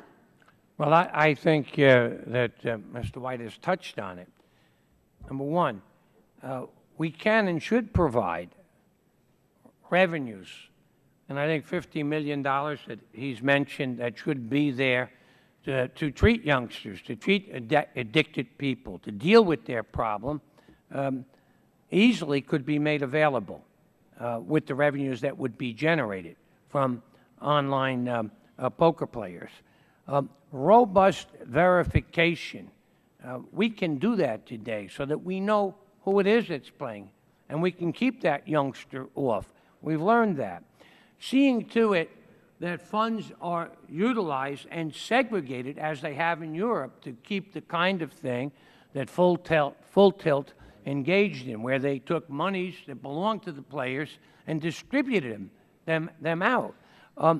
So there are those things that we have learned that they have done well, and we can expand upon them. We can build on them and bring those protections here. They don't exist today. If I may interrupt you right there, and I've got 1.5 minutes left, and I want to start with Ms. Aftab and work down. I'd like to have each of you answer, looking at brick and mortar gambling and the rules and regulations that apply in a brick and mortar sense. Should those same rules and regulations apply in the online sense, and should those two be paired up and just one right after another? Yes, plus more. Because of the nature of the technology, we can do a lot more with authentication, controls, verification, so at least that much. Okay, Mr. Stevens? Yeah, we believe now, we believe two different forms of gaming. Two completely different forms. Yeah, and our folks are working on that, our regulators. Okay, Mr. White? Yes, but more. I agree with Perry. Yes, but more. Senator? Well, I think you have the opportunity to be much more vigilant as it relates to the utilization of technology and knowing who the people are, verification, et cetera. It is easier to do. Okay. Mr. Eck? I think you need more in the internet sense, especially given the problem of bots, which I think you can't just ban. And if that's not dealt with, the internet poker is going to have huge problems. Okay. Doctor? Yeah, I think I mentioned some thoughts about how you can put things online that you typically wouldn't have in a casino, a clock, wins, losses, that kind of thing that would remind people that they're going over their limit. Thank you. My time has expired. I yield back. Thank you, Madam Chair.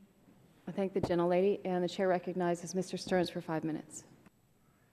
Thank you, Madam Chair. Mr. White, is internet gambling allowed for blackjack, poker, roulette, and other things in Europe, in the European Union? It depends on the state. The regulation is quite broad, but in general, what we see is a lot of poker and sports gambling. Sports gambling in particular is a big driver of gambling on the internet in Europe.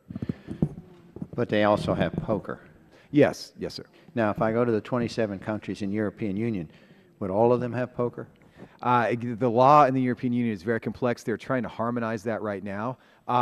It's not my understanding that poker is universally available across the European Union. Is blackjack universally available? I believe that's far less available. And what about roulette or slot machines on the internet? They certainly exist in both in the legalized, regulated framework in the EU, and also, of course, on the second tier of unregulated websites that always seem to flourish regardless of legality. Ms. Arab? AFTAB. AFTAB. How do you protect children from getting, how do you do identification with children? You know, with pornography, you can't stop it because they just ask, are you over 18? They say yes, and away they go. I mean, how would you do this to protect the family and the children, or even children that are latchkey, that are home and their parents aren't there, from gambling? Well, we don't age verify children. We age verify adults.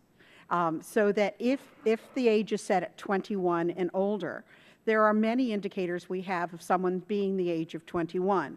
They may be registered voters, they may have driver's licenses, they may have bank accounts that have already been authenticated, they may be holding jobs. There are many other ways where they can be authenticated. How would you authenticate in this case if we made poker Well, legal? what I would do is set a goal, and the goal is we authenticate that they are 21 and older using the best methods that are available at the time, as opposed to locking into a technology that's improving all So the you would time. have sort of a voter ID? You may use a voter ID, you may use License. home ownership, you may be using rental records. And There's who would so keep many- that then? Who would verify and keep it There would be accurate a up to date? third-party verification system that would be built in and required, or at least those standards that are applied. And the benefit of this is once you get the professionals who have a financial stake in this, you're going to get the best practices and the best that you can get, because they don't want kids on there.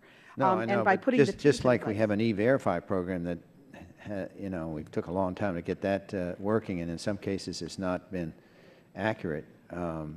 So you have confidence that we could set up a third-party verification for children? Yes, Sure that not they of wouldn't get- children. I You mean, can't- for adults. But of adults, absolutely. And there's a large federal. So if a 17-year-old is working or a 19-year-old is Well, working, they may, but we know that they they're have a job? 17. Huh? So we know that they're 17 years old. So we would require whatever technology at the time would let us know that that person has been verified of being 21 and older, not just a credit card. This is not COPPA. No. This is something far more that would require several levels of authentication that this person is 21 or older. And there are a lot of those technologies out here now. And actually the federal government is now looking at, in addition to Congress, we're seeing it out of the White House and a lot of other departments that are looking at verification, authentication methods to identify who people are, how old they are, and where they're really from. I understand that you can't do Internet gambling because we passed the law here in Congress, but isn't in Nevada, aren't they doing on BlackBerries that you can, right now, you can gamble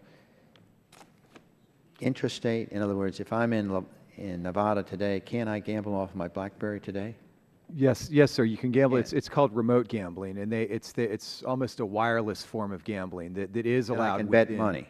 Yes. So how can that, since the law said you can't use your credit card, you can't use deposits, you can't use money transfer, how can Nevada? It's a little bit, think of it a little bit like off-track betting, or even more so like having a telephone account for a state that allows horse racing, where you can call in your bets. This is essentially the same sort of system where it's regulated within a state or within a property, but you're able to use a remote, a wireless device to access your account and place a wager there from within that property. Now, how does the authorities in Nevada protect children from picking up their parents' BlackBerry and gamble?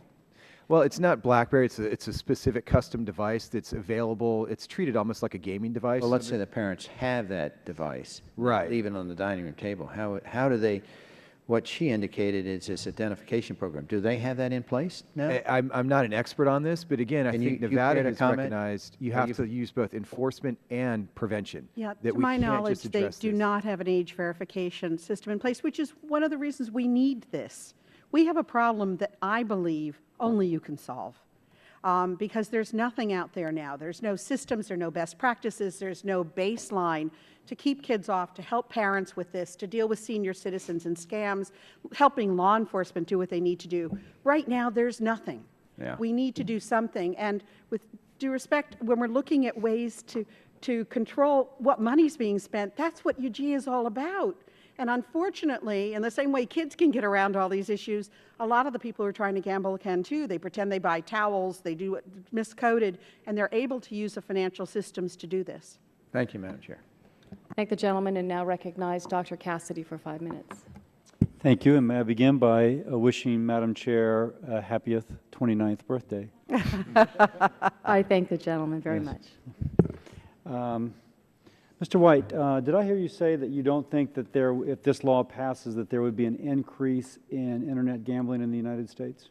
Well, not necessarily a significant increase. Now, I got to wonder why Google ads are even purchased. I just say recently I was looking at the Minnesota Vikings versus football team, and all of a sudden on my sidebar I had all sorts of things about Minnesota. Did I want to take a vacation? Did I want to do this? Did I want to do that? Right. Now, why is somebody buying that? Number one. And number two, my intuition is to think you're wrong. There was a large settlement recently in which Google is paying the federal government for running advertisements for overseas pharmacies. Mm-hmm. So that tells me that somebody thought Google was effective enough advertiser to purchase for overseas pharmacies. Why would that not yield a significant increase in gambling? Well, and certainly we may very well be wrong, and I think that's one of the reasons why we're calling certainly for health-based research, because it is very unclear, but the experience in other jurisdictions seems to suggest that those people that gamble online who are prone to and want to gamble online are already doing so regardless of the legality of the law. But certainly, yes. I mean, we have grave concerns that... Well, see, just because I have limited time, it reminds me of blue laws. I think I know from my medical training that if a county has a blue law, it still has alcoholics, but it has fewer drinkers and therefore fewer alcoholics. In effect, this is a blue law, correct? Yes, sir. Ms. Aftab, do we have data on the prevalence of underage gambling in countries? I don't know, I'm asking, I'm not advocating or challenging. Prevalence of underage gambling in jurisdictions in which they do require the sort of verification you're describing? Yes, and it's in the report that we put together with Dr. Sparrow, so to the extent that that's entered into the record, we have it there. There are certain countries, in particular in the UK, that have looked at the capability of locking kids out by requiring age verification systems that work, and they have been very, very effective. So it's out there, and it's getting better by the minute. Mr. Eggert, I really liked your testimony, man. I kept on reading your testimony thinking, if we think we can restrict any sort of superbot or some smart kid from gaming, excuse the pun, system, your testimony suggests to me that we cannot. There's going to be some kid who has got his buddy right there, and he's going to be typing in, the buddy's going to be typing in what all the cards are. And so even if the bot is not resident upon the computer which is accessing the internet, it is nonetheless telling them what bet to place. Reasonably speaking, is there any way to restrict data mining to find weaker players, superbots to play, et cetera? Well, that's actually an interesting question. The recent American Gambling Association white paper addresses that very question.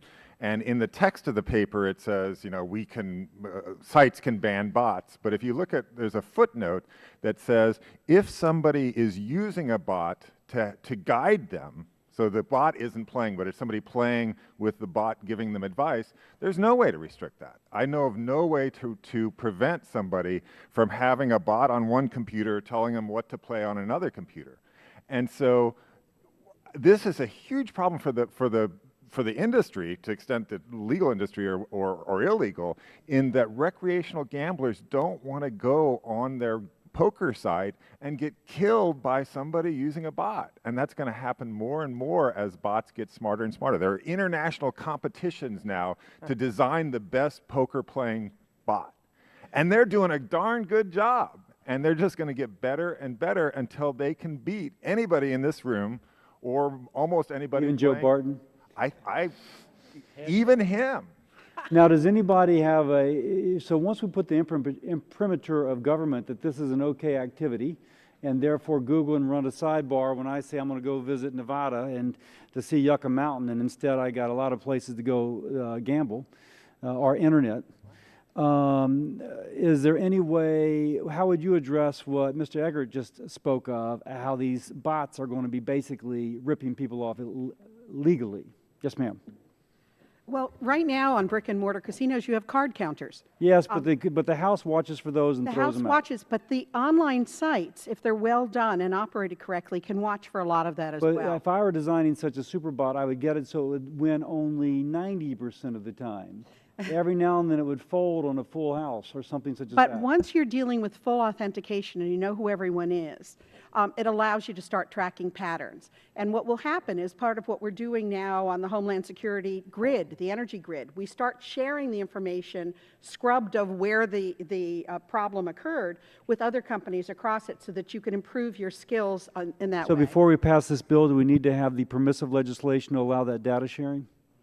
I don't think you need permissive legislation. I think it's a matter of what the privacy policies say and what the expectations of the users are. And I think if you say that it's scrubbed of certain things and you're looking at people who are violating the law or violating the terms, I think that that could be done with privacy policies themselves. I'm out of time. I love Mr. Eggert's opinion on the doability of that, but that said, we're out of time and I yield back. Thank you. Would the gentleman yield the The time he negative doesn't time. have? We will have a second round of questions if we can do it through that means.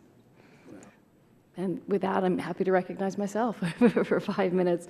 And just say that as I listen to the testimony, I'm reminded a lot about what we saw with the content industry, music and film and television, that they stood in the way of the internet and were bowled over by it, not exclusive to those content, to that content. And I believe if we're going to do this, then a rising tide has to lift all boats, including Indian country. Senator D'Amato, do you take any issue with any of the principles advanced by Mr. Stevens on behalf of the National Indian Gaming Association? Most specifically, do you agree that the tribal governments should be allowed early entrance and a period of exclusivity?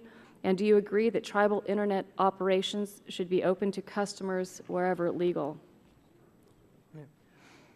Madam Chairman, I think we want a competitive marketplace for everyone, for casinos, for our Indian brothers. The fact of the matter is, it doesn't exist today. The fact of the matter is, what we have is rogue operators. None of the legitimate houses that we have in this country are going to go forward and risk the loss of their licenses, etc., until or unless we change the law.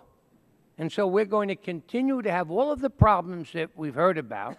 They will be exacerbated as it relates to young people, as it relates to having a fair game, so that people have a fair opportunity, whether they use the super box or not. There will be no opportunity to control that. And you're not going to be able to stop the advertising because they'll still advertise on Google. They'll advertise all over. So the problem we have now is one that it seems to me is very parallel to what we had in Prohibition. We know that people who overindulged, it was terrible. We know that the cost to society was ruinous.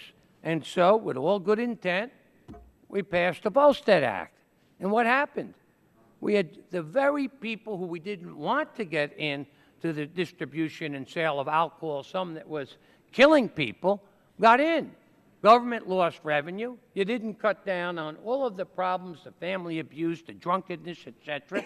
And I would suggest that here we are 50 years later, we're well behind the times to say that you shouldn't use the internet for commerce. Now, whether you like poker or not, that's nonsense. To say, oh, our little kiddies, did we ever hear about parental responsibility as well? Now, let me tell you, what moved the gambling, and there did come a time when youngsters wanted to play Texas Hold'em. And I want to say Texas Hold'em, Congressman Barton, the state has got the Texas Hold'em. Why? It became famous because of television. You could, the third most watched sport, first NFL, then NASCAR, and then, yeah, poker on the television. Are we going to ban that? Are we going to ban showing that at the casinos? What do you think created this impetus? And a huge surge in that game in particular, poker, Senator, let me just jump in here, if I might, because as you know better than anybody here, our problem is to try to advance technological problems at the same time as legislative hurdles. And Professor Eggert spoke eloquently, I think, about bots, and as Dr. Cassidy, and the fear that can we actually protect some people. Is this an entirely new version of the Wild Wild West? Is this entirely a buyer beware? Professor Eggert in his testimony talked about artificial intelligence, and I feel like I should ask Siri on here if she's capable of gambling. But Madam Chairman, if we do nothing, that problem will grow with no opportunity to interdict, no opportunity of having people who will have these skills and have the wherewithal because they want to protect their business. So as the professor indicated, one of the things they're going to be looking to do is to reduce that, he knows of no system to eliminate it, but to reduce it. And you can identify. Little questions, though, that I don't know if you all can answer, and I have 30 seconds left. I think Professor Eggert's testimony again. How do you handle something as innocent as losing internet service in the middle of a hand? I didn't quite get that. How do I handle something as innocent as? Your internet service just goes out, and you're in the middle of a big hand, and you lose internet connectivity. What happens? You know, Congresswoman. Do I win if I just flip off my modem? I have to tell you, this legislation can't protect everybody at every time in every instance, but it can go a long way to protecting people who have no protections at all, whether it's the box, whether it's the problem gambling, whether it's the youngsters. No one can promise 100% certainty. When it comes to identification and verification, certainly we should be able to use the most robust technologies that have been developed and will continue to be developed. But there's nothing perfect about this legislation. It will be imperfect, but a heck of a lot better than doing nothing. All right. I thank you, and my time has expired. I'm pleased to recognize Mr. Butterfield for 5 minutes. Thank you. Technological advances have allowed manufacturers to create ever more enticing products. But I'm not concerned about the flashing lights and the funny noises or game's appearance. I'm only interested in game attributes or marketing practices that have the potential to mislead, deceive, or confuse. Mr. Eggert, I think we'll try you on this one. You discuss slot machines that intentionally give the game player a large number of near misses, complete with a counter on the side of the screen, letting them know exactly how many they have had. This is a manipulation of consumers that inhibits their ability to understand how the game works and makes the game seem easier to win than it actually is. You may agree or disagree with that, but briefly, what are the most egregious, what are the most bad examples, I can't pronounce that word, most bad examples of misleading or deceptive tactics that we should be aware of in the online gambling world, those worst practices that should be carefully monitored or restricted?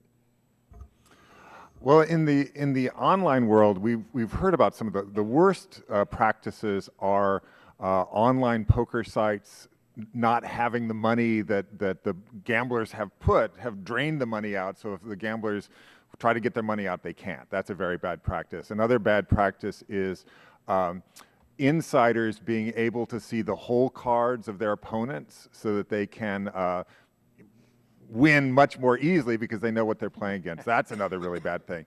But another really bad thing is not being able to tell what the hold percentage of a slot machine you're playing is.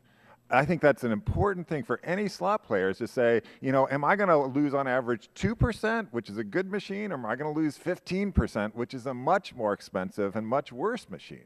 That's an incredibly bad practice, and it exists in internet slots, it exists in land-based slots. That's something that should be addressed. It's an important part of consumer protection. What kind of expertise and authority should an enforcing agency have in order to keep up with the misleading or deceptive tactics of an industry's bad actors? Well, that's actually an interesting question. I do a lot of work in the financial services community, and regulators are doing a better job now of actually experimenting to see what consumers understand and what they don't understand. And so what we should have is a regulatory agency that focuses on consumer protection and really tries to figure out what do consumers, what can they understand as far as disclosures, what do they want, what information do they want, how much information can they use. And so I would assert that we should have a federal regulator who does that kind of investigation to see what works best for gambling consumers. Can you tell me how vendors describe their games when they do it in writing to their consumers? Well, typically for slot machines, they say that they're loose or they're looser or they're the loosest, but often they don't give much detail as to what that means. And is there room for improvement? There is incredible room for improvement. What about misleading tactics or deceptions by other players? For example, when a poker game is infiltrated by predatory professional players or algorithm-driven bots that are impossible to beat. In a case like this, is an empowered, knowledgeable consumer even enough? Well, the problem consumers have is they often don't know if they're playing against somebody who's using a computer assist or a computer bot to help guide the game. And so you might have some, 21-year-old who's playing their first game of poker online facing, somebody who with the computer algorithms is really a top poker player. It'd be as if you go to the neighborhood to have a pickup game and unbeknownst to you, you're playing against an NBA player. I think that the solution to this, I don't think you can prevent people from using bots because I think that's just impossible. For me, the solution would be to have a rating system whereby if you want to play against people, know whether they're good or bad, everybody has a rating like in the chess world. Better players have higher ratings, worse players have lower ratings. I know if I play against somebody with 1,000-point higher rating than me, I'm going to get beat, but it might be fun. The same thing should happen in the gambling world, where if you go online playing poker and you have a 1,400 rating and you're playing against somebody who has a 2,100 rating, most likely they're going to beat you, but you might learn something. Very informative. Thank you. Thank you, Mr. Butterfield. And Chair recognizes Mr. Barton for 5 minutes. Yeah. Thank you, Madam Chairwoman. I was going to leave, and then we were told we're going to have a second round, so I decided to stick around, but my stomach's starting to growl, so let's don't have 3 rounds, even though I asked for the hearing. I want to refocus. We're kind of letting the tail wag the dog here. We're having a hearing as to whether it's acceptable, appropriate to allow those citizens of the United States that live in states that the states want them to play poker for money online to do so, and we're getting into some pretty esoteric areas about underage and problem gambling, and now we're into this issue of computer gamblers. I will acknowledge that it's technically possible to set up some elaborate scheme using these computer bots against people, but it is we can always guarantee that somebody is a live body at the table, right? Even if they have a computer. That's doable. And if you have that, you're not going to set up an elaborate computer scheme to play in a 1 cent, 2 cent limit online poker game. There's just not enough money. And the higher you go in these games, now, I've never played money online. I've played poker online, and I've got play money out the gazoo. I've got $10, $15 million of play money. But that and 75 cents gets you a Coke. I mean, it just doesn't help you a lot. But when I look at the for money sites, most of them are less than $100. Now, you can get 1,000, 2,000. So anybody with any sense at all who's, to use your term, Professor, a recreational poker player, you're going to be an absolute idiot to go online and get into a high-dollar poker game. I mean, you're just, you go into that game knowing that everybody else at that table is really good, and unless you're an heir to the Rockefeller family or the Perot family or Bill Gates or somebody like that, you don't, in your wildest dreams, want to be playing poker in that game. You just don't want to do it. So if we can verify that they're adults and maybe even require people to stipulate that they're not using computer ability when they play, even though they can cheat. If they cheat, you can catch them Do you agree with that, Professor?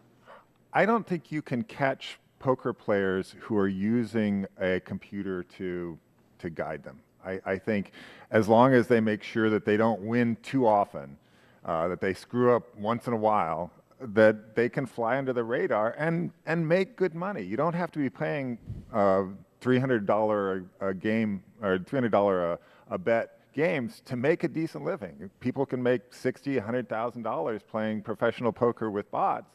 Well, all of the information in your written testimony about data manipulation and data statistical analysis, I can get myself right now if I want to take the time to do it. Doesn't mean I understand it, doesn't mean I'll benefit by it, but I have the ability, if I want to really find out what's out there, I can do that without too much trouble. That information is fairly transparent. What we want to prevent is somebody using it unfairly. And in a real-world situation, when you walk into the casino, you can't take a pocket computer with you. You know, you can't have somebody behind you saying the probability on this hand is 33% that guy over there has got a pocket aces or whatever. You've got to know it. On the computer, you can get access to it, but there should be ways to verify with the current technology if somebody is routinely beating the system, we can flag that, and then we can outlaw them. We can put crimes, we can put penalties into the bill that if I use computer analysis routinely at all, I can be banned from that site, I can be penalized, and I guess if the committee wants to, we can throw them in jail.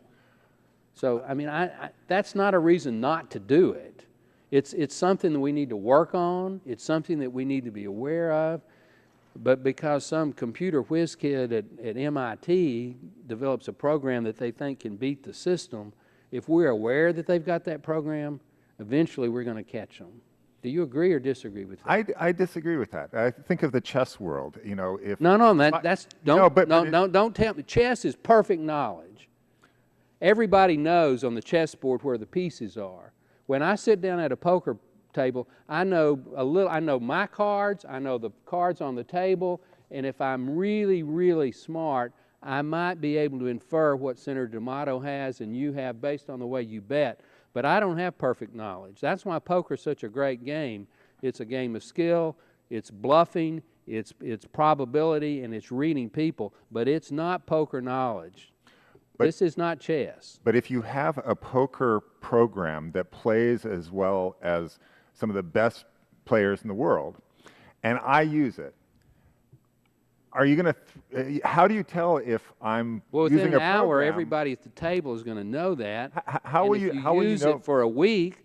The people that are monitoring the site, if it's legalized and regulated, are going to know it, and you're going to be banned. How would you distinguish between me and a really good player who's not using the program? I'd call you up and talk to you about 15 minutes on the phone if I'm the regulator and ask you a few basic questions. I'd find out pretty quick what kind of a poker player you are. I could do that right now, actually. I think that you're and I yield back. I thank the gentleman and recognize Mr. Kinzinger for 5 minutes. Well, thank you, Madam Chairman, for putting this on. Just a few questions to start with Ms. Aftab. Let's talk a little bit about the offshore gambling industry. And I apologize if you've been asked this already. But can you tell me a little bit about it, just how it exists today, specifically, you know, where is most of it located at? What kind of gambling, you know, for the most part is occurring on these offshore sites? And what kind of protections do these offshore sites have for players and particularly for minors? I can just, if you just want to talk in general about it, and then we'll go from there. Thank you very much. I hate to keep referring to our report from the Kennedy Center at Harvard, but it does address these things. Offshore, we're dealing with sites that are legal under the jurisdiction where they are regulated. Gibraltar, the UK, a lot of the different foreign jurisdictions have regulatory schemes that allow online gambling under certain circumstances with checks and balances. And then the vast majority of of the sites we're seeing are unregulated. They're in places that have no regulations in place and no checks and balances. So when you're looking at a well-regulated scheme, they keep kids out by requiring adult verification and authentication.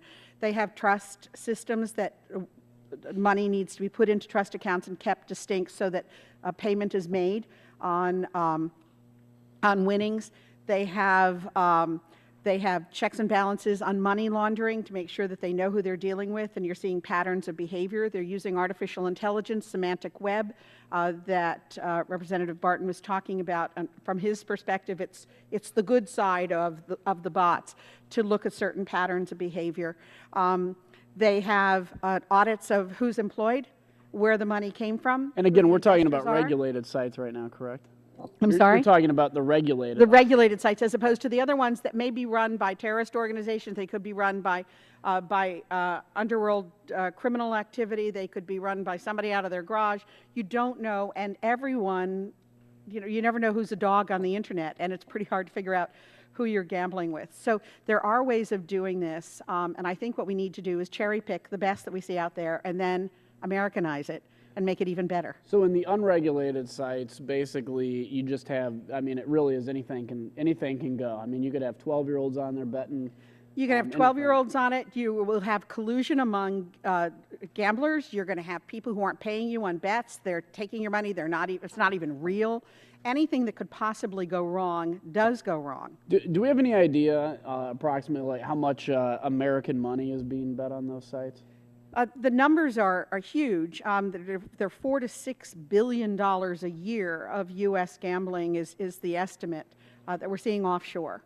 That's a lot of money that people are spending, not in the United States. Maybe they shouldn't be spending it, and they're not spending it fairly. So that's money that could be brought back here and help us and be done better. And ultimately, if it's unregulated, it's almost impossible to put them out of business. I mean, we can't. It's really impossible to put them out of business. And the problem I've been seeing is consumers here don't know where to go, because if they think that what they're doing is illegal because they're gambling online and they're scammed, they're afraid to call the police because they think they might be arrested. So we're finding consumers who have no place to go, no recourse, and law enforcement that doesn't know what to do and how to do it effectively. And I get just one more question for you too.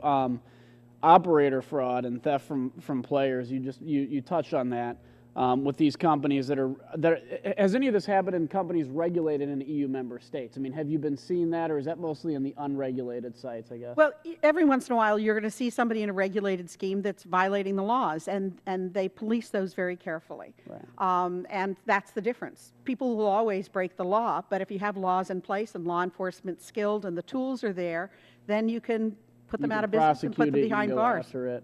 Okay, great. Well, that's all I have. Thank you for your patience, and I yield back. Thank you. Thank you. And Mr. Harper, you're recognized for 5 minutes. Thank you, Madam Chair.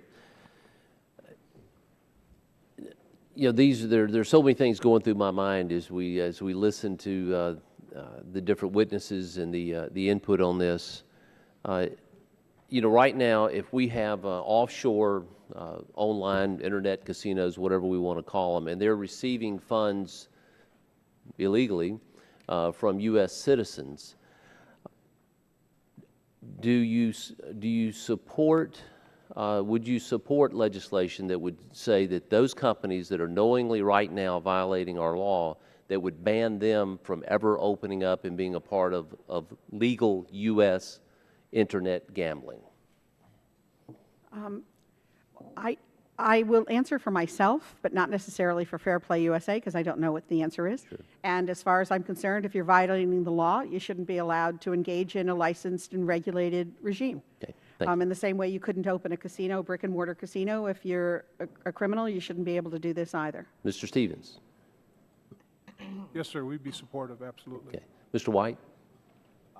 We don't have a dog on this fight. We're neutral on legalized gambling, so our organization has no opinion on that. Well, then I'll ask you personally.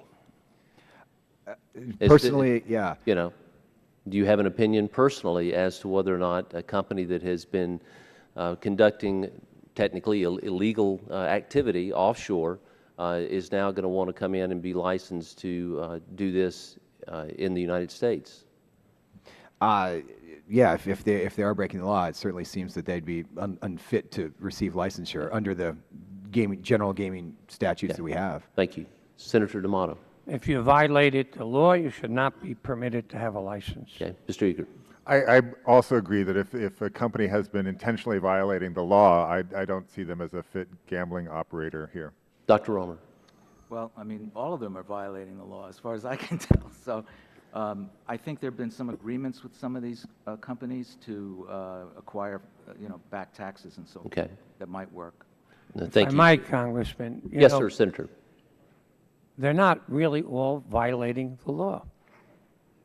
That's a very real question. Okay. And indeed, I think the court, the Fifth Circuit, indicated that the Wire Act, which really creates the violation, has not been violated as it relates to playing poker, but rather that Wire Act was intended for sports gambling.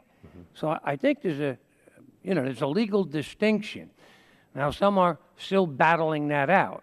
It hasn't gone up to the Supreme Court, but that is the highest ruling to date. And I certainly am aware of that conflict that's there. Sure. Professor Eager, if I may ask this, and I'll just read a little something here and then get your thoughts on it. In 2007, Jeff Schmidt, CEO of Authis, a provider of identity and security-related products, testified before our committee. Mr. Schmidt certainly is recognized as an expert on these issues on online identification and authentication. In his testimony, he stated, and I quote, "Age verification and determination of geographical location simply cannot be done reliably over the Internet." And I would ask, has technology changed and improved to the point where that is drastically changed since 2007?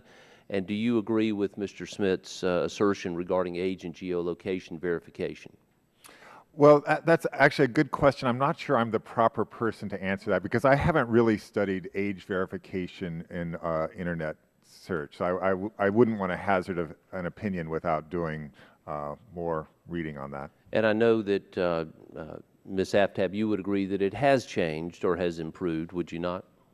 Yes, it's changing radically and very quickly, and all of us are now carrying around devices with GPS capability on them all the time, so that it has changed greatly. And as I was part of the task force that said you can't authenticate kids, but you can authenticate adults, so that question needs to be asked in the right way when we ask about age verification of adults. But if you're doing that, can a person still not sell their information or share that with someone else, or it'd be stolen? They could, but if you're using biometrics along with it, that would require that when you log in, you are authenticated as you, and that has been verified through some regimen that has been approved. I think we can really get there, and we're getting there across the board on a lot of other areas. If we legalize Internet gambling in the United States, there will be obviously cost associated with that. So what will prevent someone from saying, well, it costs me more to use what's the legal Internet gambling here. I want to still go offshore. What's going to prevent them from still doing what they're doing now? Well, now you're going to have a lot of big players in the fence. So right now, everybody's outside of the fence. But when you get a lot of the players who know what they're doing, they understand the technology, they understand the patterns of play, they understand all of these things, who now have a vested stake inside, they can turn around and blow the whistle on everybody else and help you get the ones who are the outliers, because they're competing unfairly. You'll have some good allies. My time is up. I yield back. Thank you. And Dr. Cassidy for 5 minutes. Mr. White, again, as I think about, okay, we have a subset of people. Let me just accept what you say earlier. Again, not to challenge, just to learn, that you will not significantly increase the risk. There is a possibility that those that do gamble will significantly increase their gambling. Absolutely. We cover that in our written statement. So let me sorry. Now, I've learned when gambling was introduced to Louisiana, problem gambling increased dramatically, as well as did theft from businesses as people financed their habit, if you will. Have you learned in these jurisdictions that legalize Internet gambling that problem gambling increases and that the incidence of theft associated with such increases? That's a great question. In the jurisdictions we've looked at, to date, without exception, the rate of problem gambling has not exploded. It's not exploded in proportion to the... Now, exploded is a subjective term. Exactly. But so what we do see, and I think to the point of your question, is that there are subtle increases in perhaps severity of problems, especially among certain groups, like, for example, young men who tend to be very heavy gamblers, who tend to be high adopters of internet gambling. So I think in Louisiana's example is the same. There are at-risk groups that when gambling is made legalized, more accessible, more available, more acceptable, they may shift in their patterns of gaming. They may either start gambling or take their existing... Now, when you say that exploded is subjective, 20% is a definite. Can you give me a percent, say across all jurisdictions we see a 5 to 20% increase in problem gambling? No, sir. We've not seen that. Do you have a percent? I'm asking. Oh, in the United States... I'm making up a number. Absolutely, sir. Oh, I apologize. Yeah, in the United States, it's gone roughly from 0.5% to around 1% over the last 30 years in terms of pathological gambling. So that's a large percentage increase, certainly. See, my local DA told me that the amount of theft associated with it had increased significantly, not a definite number, but after gambling was legalized, the amount of theft, in fact, they stopped investigating it because it was, so much of a problem. That is absolutely, 60% of problem gamblers will commit a white-collar crime to finance their gambling. Okay. And as more and higher stakes forms of gambling are available, they may be driven to more severe crimes because they're chasing more and more money to Okay, let me ask Dr. Romer, Mr. Eggert, first you, Mr. Eggert. If I would say that my goal is to limit the amount of problem gambling, to limit the amount of the number of adolescents who enter into a lifestyle which is destructive, but to allow people like Mr. Barton, if you will, to pursue his pastime. Mr. Eggert, do you think that this legislation is a positive in terms of pursuing that goal, or do you think it is a negative? Well, first of all, I'm not a problem gambling expert. I'm a consumer protection expert. I think that there are good things about internet gambling where you can put in harm minimization strategies. I don't think that there's a good study out there that shows whether that has a net benefit or a net So what about consumer protection? Do you feel like this legislation is a negative or a positive for consumer protection?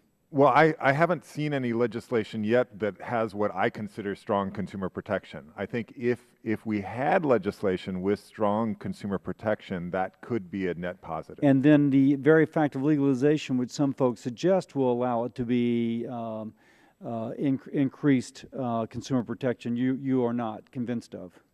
I'm sorry, could you repeat? So some folks I'm hearing say just legalize it, and inherent in legalization will come consumer protection. I think that you have to build in strong consumer protection. Dr. Romer, again, let me ask you. Do you think this legislation in particular, I gather from your testimony, you actually think this legislation or some legalization would be beneficial in terms of the problem of adolescent gambling? I think it would if certain safeguards were put in place, the kinds that have been suggested, because the internet is a place where you can alert people to problems while they're gambling. You could cut them off, and we could also examine. I think the bill that's currently proposed suggests that we could make public the records of these gambling companies so that we could see, are they making disproportionate profits from... So go back to Mr. Eggert's comment. He wants to see that sort of thing on the front end, not kind of retrofitted on the back end. Do you think that such legislation should have that sort of transparency built into it on the front end?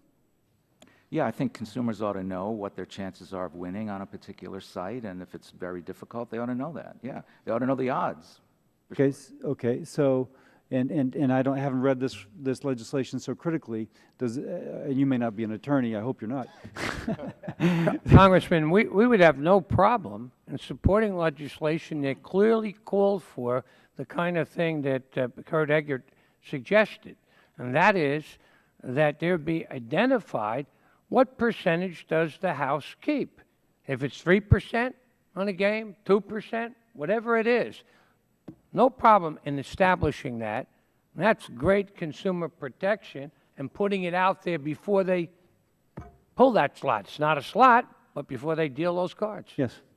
Okay, I'm out of time. Thank you. I yield back. I thank the gentleman, and I'd like to thank our panel very much for being here today. You've been very gracious with your time and helpful and enlightening with your answers. I look forward to working with all of you again as we continue to explore the issue of internet gambling. As chairman of the subcommittee, let me be clear about two things. First, we're going to be very thorough in examining a wide range of issues related to Internet gambling before coming to any conclusions. And secondly, at the end of the day, we're going to do what is best for American consumers. I remind members that they have 10 business days to submit questions for the record and ask the witnesses to please respond promptly to any questions they might receive. The hearing is now adjourned. All right. Can I give you my card? Yeah, thank you, Ken. How can Your comments? Thank you. We should Really. talk. Orange, California. You came in from California, huh? Yes, I did. Okay. Great.